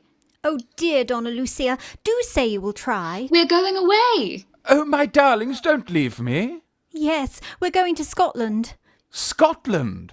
I know, a beautiful country where the whiskey comes from. And you are our only hope. Oh, DONNA-LUCIA, have you ever been in love? Oh, yes, dozens of times. I mean, once in love, always in love, you know. Then you know what it means to us, don't you? I should rather think I did. And you'll get his consent for us, won't you? Well, I will do my best. You can't say no now. No, not now. Then we'll find Mr. Spettigue and send him to you at once. Well, here's a deuce of a mess. Oh, I say, Brassett, can you get me a brandy and soda? No, here's old Spettigue coming. There you are, dear DONNA-LUCIA. I've been looking for you all afternoon. I have so much to say to you. Mr. Spettigue? Mr. Spettigue? Will you introduce me to... How annoying. Why couldn't she always keep away? No, certainly, DONNA-LUCIA. Mrs. Buttercup Smith, DONNA-LUCIA d'Alvadores. How do you do? I'm Charlie's aunt from Brazil, where the nuts come from. How do you do? Do you know, I'm most interested in meeting you. Really? I knew your late husband intimately. Whatever's the matter, Babs? She knew my late husband intimately. Well, how are you getting on? Everything's all right, isn't it? No! She knew my late husband intimately. Oh, the deuce! Look out, here's tea. Well, what of it? You must entertain. Now, DONNA-LUCIA, will you pour out tea? Oh, certainly. What a cruel interruption. We were getting on so nicely. Do we all take tea? You haven't been in England long, have you? Change the subject. Change the subject. No. Do you take sugar and cream? No, do you take sugar and cream? Ask her if she takes sugar and cream. Ask her if she takes sugar and cream. I think I should like a little sugar and cream, DONNA-LUCIA. Oh, my hat! My hat! I beg your pardon? I must keep her in a good humour. I must see her alone. I have it. They must come to dinner. After dinner, that's the time for my purpose. Pardon me, but I have a little proposition to make. Hear, hear. And I can't take no. Mr. Spettigue's carriage. Ah, capital, the very thing. Now, I want you, all of you, to come and stay and dine at my house.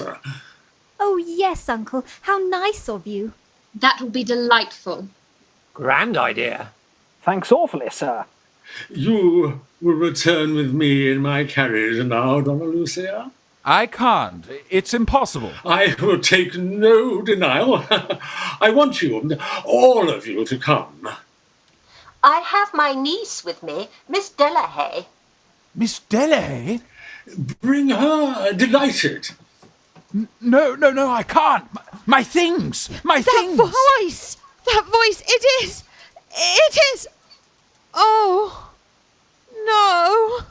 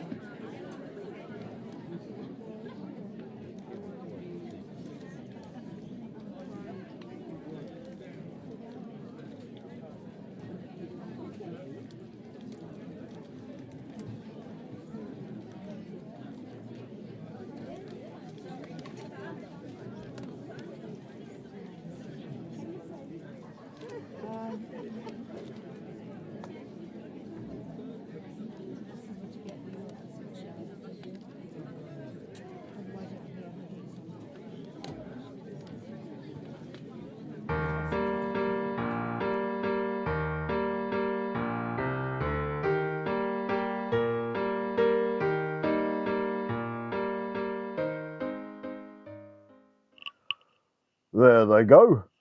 Dinner's pretty well over now, and they'll all be in here pretty soon. Fancy old Spettigue getting me to come here tonight and butler for him. I suppose he's too mean to have a butler of his own. Well, all I can say is it's simply marvellous the way his lordship's kept it up. He's played the perfect lady, something wonderful. Hello, what's up now? Anyhow, if the worst comes to the worst, I've got his lordship's dress clothes with me. Brassett, get me a cab quick. I'm going home. You've been going along all right if you'd only paid more attention to old Spettigue. Why did you bolt from the dinner table like that? So awfully dangerous and unkind of you, you know. Instead of behaving in a dignified manner as Charley's aunt, here you are, going on like some disgraceful old... Oh, go on, finish it. Don't spare me. You can't say I'm a drunk anyhow, or if I am, it's for the want of it. Now look here, Babs. This game won't do. Think of the girls and the solemn promise you gave to help us for their sakes. Yes, but she wasn't here then. She? Who? The little girl. What little girl? Miss Delahaye. What? The girl with Mrs... What's-her-name Smythe? Yes, Miss Butterscotch Smythe's niece. Well, what of her? Why, she's the little girl I met at Monte Carlo, and this Butterscotch woman is the woman who took her away and ran off. No, stop him, Charley. Quick! You've got us into this deuce of a mess. Well, of all the beastly, ungrateful things to say. What difference can it make to you now? Why, I want to talk to her. Talk to her? What about? I want to tell her what you fellows have been telling your girls. Hang it! I'm just in much as love as you are. Jack, they'll hear everything. Was there ever such an idiot? No, there never was. Look at me. I'm a disgrace to my sex. Well, if the worst comes to the worst, we'll take the bull by the horns and be done with him. You can take the bull by the tail for all I care, and what's more, you can tell those confounded girls of yours to leave off kissing me before her. I won't stand it! Don't shout, you idiot! We'll make some excuse. Say she's ill, put him in a cab, and be done with him. And Charley, you can make some excuse for Miss Verdun for me. Miss Verdun? What have you got to say to Miss Verdun? Come on, out with it! Haven't I promised to get old Spettigue's consent in writing, you idiot? You're as helpless as a couple of babies. You want your mothers with you. This way, madam. They're coming. Here, sit down, quick. How is your aunt, Mr. Wickham? We were afraid she might be ill. Yes. Is there anything the matter? Auntie's been a little upset by the heat of the dining room, that's all. The heat? I found it rather cold. Yes, Charley means that. Cold. You see, DONNA-LUCIA's lived so long in a warm climate. Won't you try Auntie's smelling salts? They're so good. Thank you. She's often like this, isn't she, Charley? Mm-hmm. I hope DONNA-LUCIA is all right. Mr. Chesney says she's all right now. Well, go and tell Mr. Spettigue he's most anxious and leave her with us. Yes, we'll look after her now. I say, you fellows, don't leave me like this. Here's a deuce of a position. I wonder what they'll talk about. I hope they'll be careful before me. I wonder who she really is, Auntie. Oh, some old thing they've got after receiving my telegram. Say something to her, Auntie. I like to hear her talk. I would, my dear, but look at her. If I thought they intended that to be like me, I'd never forgive them. Hark at the silly fools. I say, Brassett, what's the story? That's just what I expected. The Dom Pedro was very fond of telling. I must put a stop to this. Won't one of you ladies play something, please? Oh, how rude rude of her to interrupt like that. Oh, she couldn't have heard you, Auntie. Oh, do tell us, Mrs. Beverley Smythe. Yes, anything about Dom Pedro would be so interesting. Do tell us. But perhaps Donna-LUCIA would prefer to tell Dom Pedro's story herself. Tom Pedro? Your late husband, you know, Dom Pedro Dalvadores. Oh, yes, of course. I know his name, but I don't remember his stories. I don't hold with such frivolity. It's too bad of these fellows. Auntie, don't tease us so. Tell the story yourself. Well, Dom Pedro, who was the kindest soul in all the world, but will Donna-LUCIA give me permission? Oh, you won't mind Mrs. Beverley Smythe telling the story, will you? And you'll listen, won't you? Well, if I must, I must. Well, as I said before, Dom Pedro, who was the kindest soul in all the world, once found one of his cellarmen tipsy, very tipsy. Tut, tut. So Dom Pedro, whom the man did not recognise... Why, was Don Pedro tipsy? No, the man, Donna-LUCIA. Ah. The man was tipsy. tipsy. Dom Pedro was, of course, most abstemious. That is what makes the point of the story. Oh, does it?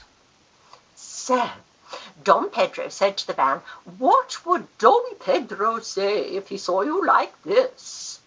Tipsy? Like this? Yes. Yes. And what did the man say?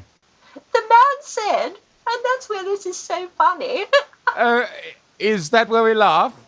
No. The man said, "Oh, that's all right. Dom Pedro's often like this."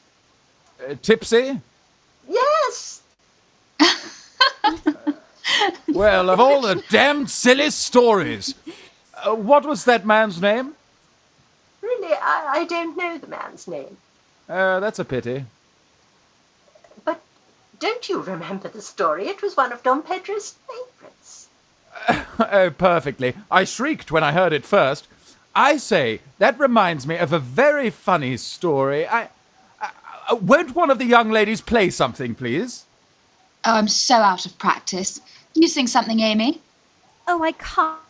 I know nothing new. Sing that charming little ballad. Ta-ra-ra-boom-de-ay. I'm afraid I can't, Donna-LUCIA. Won't you sing something for us, Donna-LUCIA? Me? Yes, one of the charming little Brazilian songs I've heard Dom Pedro was so fond of. No. I haven't sung since I had the measles. What? Over 40 years ago. Another libel. I was the merest infant. But I do play a little.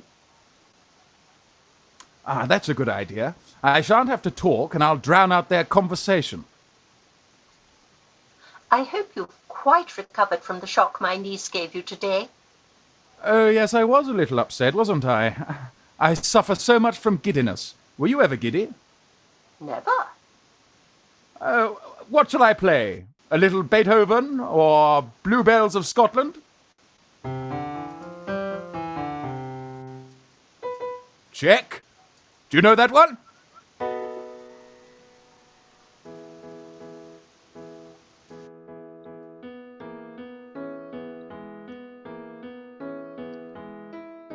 Whilst he is playing.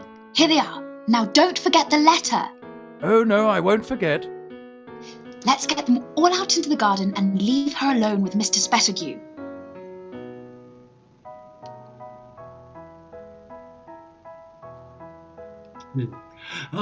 Charming. Bring the cigars, Bassett, unless the ladies, Mrs. Beverley Smythe, Donna-LUCIA, do you object to Smoking? Oh, no, I like it. Kills the insects and things. Look at him, Jack. What's he doing? Staring at her like he did all through dinner. Oh, the fool. I must make the opportunity to see her alone. It's a sweet evening. Perhaps some of you may care to enjoy a cigar in the garden? No, thank you, sir. It's a sweet evening. You've been enjoying yourselves capitally, Miss Verdun. We heard the music. Yes, Donna-LUCIA has been playing for us. How charming of you, Donna-LUCIA. What would we have done without your dear aunt, Charley? Don't groan like that, you idiot. Are you fond of music, Mr. Spettigue? I hope to be. Why, are you going to take lessons? What's he looking at me like that for? Like a boiled owl? Dad, I'm glad you know about Kitty now. She's a splendid girl, isn't she? I like her very much, I must say, Jack. You've taken a load off my mind, Dad. I thought I was quite without means. Not altogether, my boy. You've thought this matter well over. Night and day, Dad, ever since I first met her. It's a serious step, you know. Now don't forget, in writing. Amy, let's get them all out into the garden. You take Charley.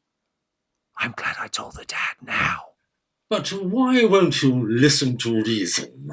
Of course I'll listen to reason, but where is the letter? I remember. I've not written it yet. Not yet? We must find an opportunity to talk it over alone. That will be nice. But Charley, why are you so depressing? We ought to be very happy today. Amy, great joys sometimes bring a sort of reaction. I shall be better tomorrow. Oh, come into the garden. I've told the Dad blank out, and he's delighted. But Kitty, you won't regret turning your back on society and the row and the stifling hollowness of my own Monday and everybody else's rest of the week, and have something real to think about? Jack, the vista is too heavenly. Come into the garden. It's a sweet evening. Perhaps you'd like a cigar, Jack?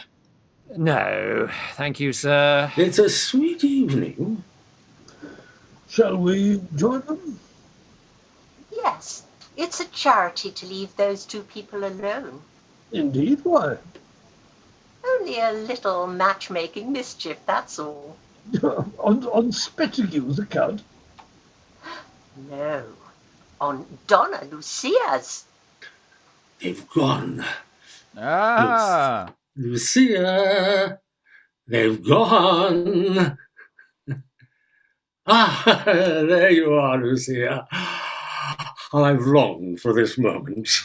Oh, he's at it again. Lucia, I must speak to you. No, I am very angry with you. Oh, Lucia, you wound me. Don't say that. But I do say that, after the promise you made me to treat me like this. Promise? The consent you promised in writing? Oh, Lucia, how can you when we have so much to say that more nearly concerns ourselves? No, we have not. Lucia, You do not know me. I am no ordinary woman. Lucia, I beg of you, listen to me. I'll listen to you with pleasure, but where is the letter you promised me? Will you hear me, Lucia?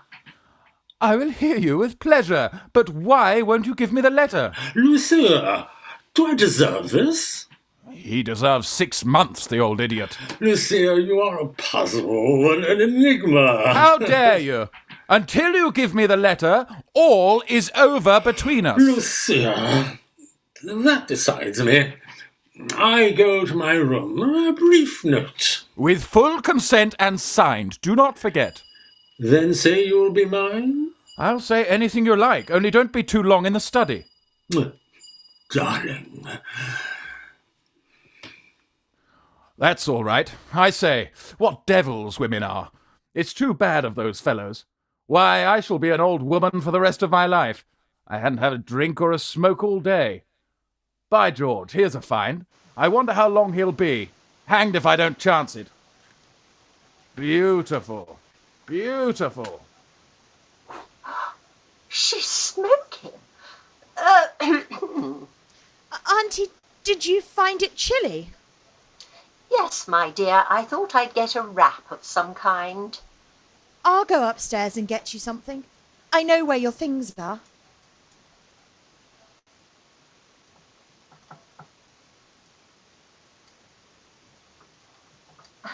Are you alone?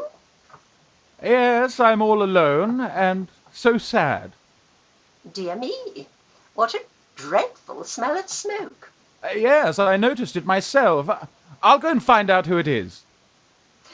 No, don't go. I wanted to talk to you. Yes? About your late husband, Don Pedro. Oh, that'll be nice. Do you know, when I met Don Pedro, he told me he had no wife. No, the wicked storyteller. But he was a cruel husband. Oh, the Don Pedro I knew was noble, kind, and gentle. That was his father, the old gentleman with the white moustache.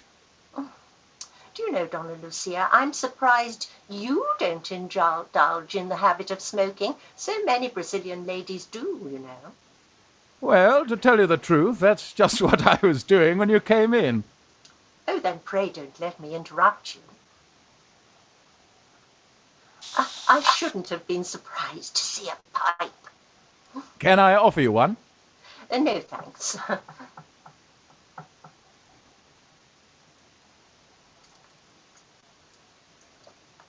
You see, not being a Brazilian lady, it might be thought of as rather strange.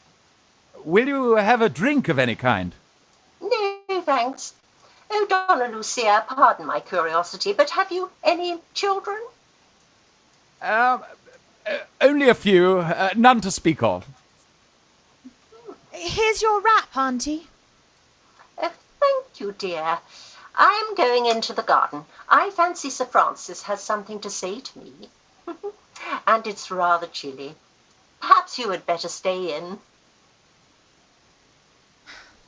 Auntie said we weren't to hint about our knowing she's not Auntie. I'm sure she's only doing it to oblige them. Oh, don't go, please. I was just going into the garden. It's turned quite chilly. Auntie sent me in from the garden because of that. Can I get you a wrap of any kind? Oh, no, thank you. Auntie thinks I'm better here. I've been ill, you know. Oh, but I didn't know. Oh, I'm all right now, of course, if I take care. Yes, you must take great care. Auntie, I fancy, is more particular than usual this evening. For you know, years ago, she and Sir Francis were sweethearts. Were they? But he went away without telling her he was ever and ever so fond of her. Auntie says he was shy, and he went away without knowing that she was ever and ever so fond of him. But the noblest man I ever knew was shy, and oh, so kind. He got to know how Papa had become so ill and so poor, and lost a large sum of money to him at cards, Auntie thinks on purpose. I often wondered why they played cards, and Papa so ill too. But when I asked the doctor if it wasn't doing harm, he said, not the game that was being played. But I've got all the money, and if we ever meet, I mean to give it back. Oh, no, you must never think of doing that. It would be like accusing him of a sort of cheating, you know? But it was ever so much. Enough, Auntie says, to make me independent for life. And do you think he'd take it back if he knew that? Oh, but I should feel it my duty. It's too late now. But he went away before I had time to tell him how much I loved him for his kindness to my poor father. You don't mind my telling you all this, do you? I don't know why, but I like to talk to you. I like you, and I do so long to see him again. Lucia! Have you got the letter? Yes, here's the letter, but first, make my happiness complete. Say that from this blissful moment we're engaged. We are engaged. Got it. We're engaged. Darling, Mr. Spettigue. call me Stephen. Is this the letter, Stephen? Yes, that is the letter, and we are betrothed. We are betrothed, darling. Mrs. Beverley Smythe, Sir Francis, congratulate me. I knew it.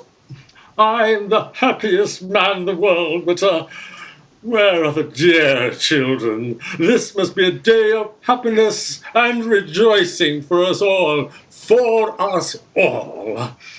What on earth does he mean? Well, what's all this excitement about? Can't you guess? No. Didn't I tell you what would happen if we left them alone? Don't you understand? She's accepted him. What? Yes, DONNA-LUCIA d'Alvadores. You don't mean that. I fancy he'll find out his mistake before long. George, what a fool I've been. Why? Are you sorry? No, but that rascal of a boy of mine made some sort of a stupid suggestion that I should... That you should offer your hand and heart to DONNA-LUCIA d'Alvadores from Brazil, where the nuts come from. And I think of what a fool I was, might have been, should have been. Then you don't envy him. Envy him? But think of her millions. Oh, Lucy, when I saw your face... You didn't recognize it. No, but when I did, I told you all that in the garden just now. And you'll be content for a while with a cottage and your old sweetheart. And you? You would take me, a penniless widow? Nothing could make me happier. Frank. Lucy. What are you smiling at? I was only thinking of... Of what? Of DONNA-LUCIA d'Alvadores.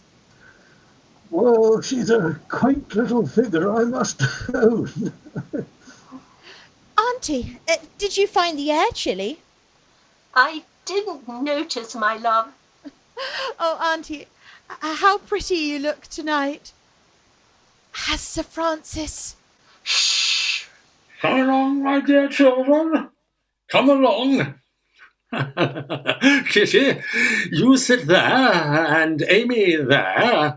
I have something to tell you. Something you will be very pleased to hear. But where is DONNA-LUCIA? DONNA-LUCIA's gone back to her room, I fancy. Oh, well, perhaps it's just as well. Now, before she returns, I have a little secret to tell you. A secret? A secret? I'm sure you will pardon me if I ask your attention for a few moments. Good gracious, Jack. What's he going to say? How do I know till he said it?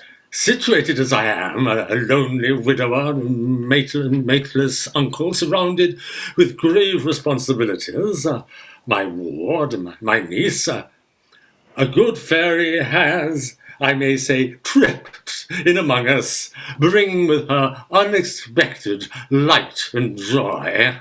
Who does he mean? Shut up! Under her influence, I have consented to the engagement of my niece to a gentleman in whose honour and probity I have the fullest confidence, Mr. Charles Wickham. Charlie, how sweet of your dear aunt. Furthermore, charmed by irresistible spells, I have consented to the union of my ward with John, only son of my friend, Sir Francis Chesney. Sir Francis. But what will you say to a third engagement? Another? What? Our good fairy, Nay, let me add without further metaphor, one whose name is honoured in the southwestern hemisphere as that of Rothschild is in Europe, has consented to become Mrs. Stephen Pettigrew. I allude to our dear friend, DONNA-LUCIA d'Alvadores. What is that? Beg pardon, sir. The tray, sir. Be more careful, Bassett. Uncle. Be more careful. Nothing could please me more than... Mr. Spettigue, I can listen to this ghastly farrago no longer. Mr. Wickham, sir, what do you mean? I say, sir, and I don't care what the result may be, I can listen to this ghastly... I presume, sir, in espousing my niece... I can't. I won't espouse her. That woman... do you allude in such a manner to... I say that woman... I must beg of you to speak with more respect of your aunt. She is not my aunt. Not your aunt? What do you mean? I love Amy far too sincerely to... Never mind that, sir. Explain your words. Mr. Spettigue, will you allow me to say that the blame is mine, and let me explain? I am addressing this person. Answer me, sir. Explain your words. I must tell his lordship of this. At the last moment, this morning, my aunt, on whose account we had invited Miss Verdun and Miss Spettigue, telegraphed to say she couldn't come. The ladies arrived and we... And I, sir, prevailed upon another person to... personate her. I've been tremendously, infinitely deceived. That was not our intention, sir. Don't lie to me, sir! I beg your pardon, sir. You forget you were not expected. A trump like that with a wicked... Well, you can't blame her for that. Turn that woman out of my house.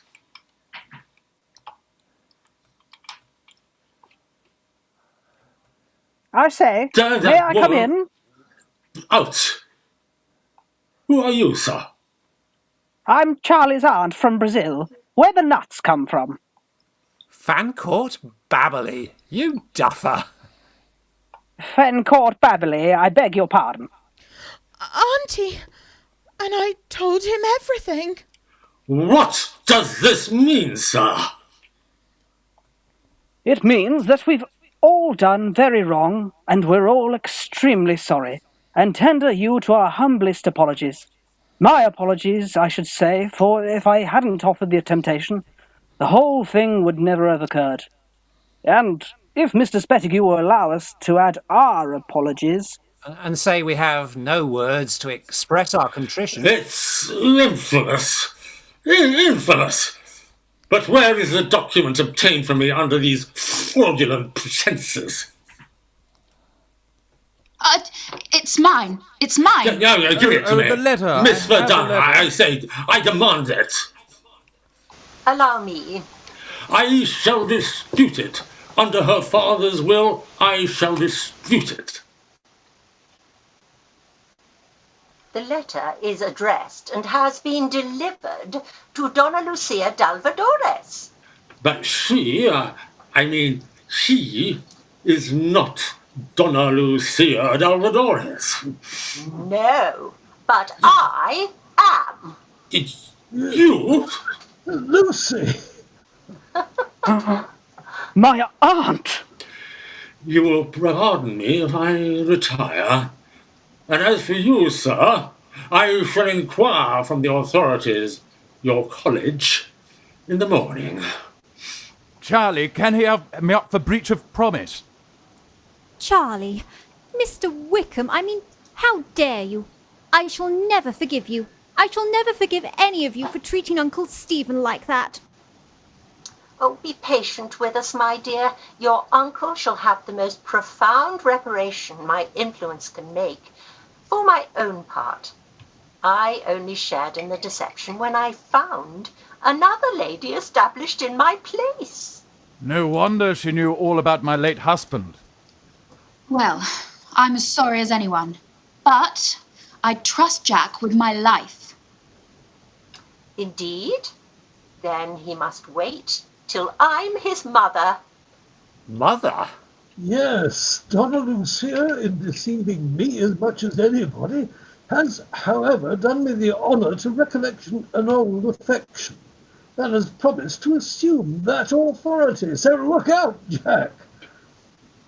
Lord FANCOURT BABBERLEY, I'm afraid you have gained one confidence that nothing could excuse. I know, and I reproach myself beyond expression. But I wouldn't part with the memory of that confidence to save my life. And if Miss Dalloway will allow me to say so, I am willing to atone for it with a lifelong devotion. Auntie! Now, where's my son? Here, Mamma. I shall have to talk to you very seriously before I give you this. Charley, I'll never forgive you if you deceive that sweet girl again. And as for you, sir... Oh, no, never again. I give you my word. I'll give you the clothes if you like. I'm done with them, Miss Dalloway. And Miss Dalloway has consented to think of me over as a husband. And in future, I resign Sir Francis Chesney all claims to Charley's aunt.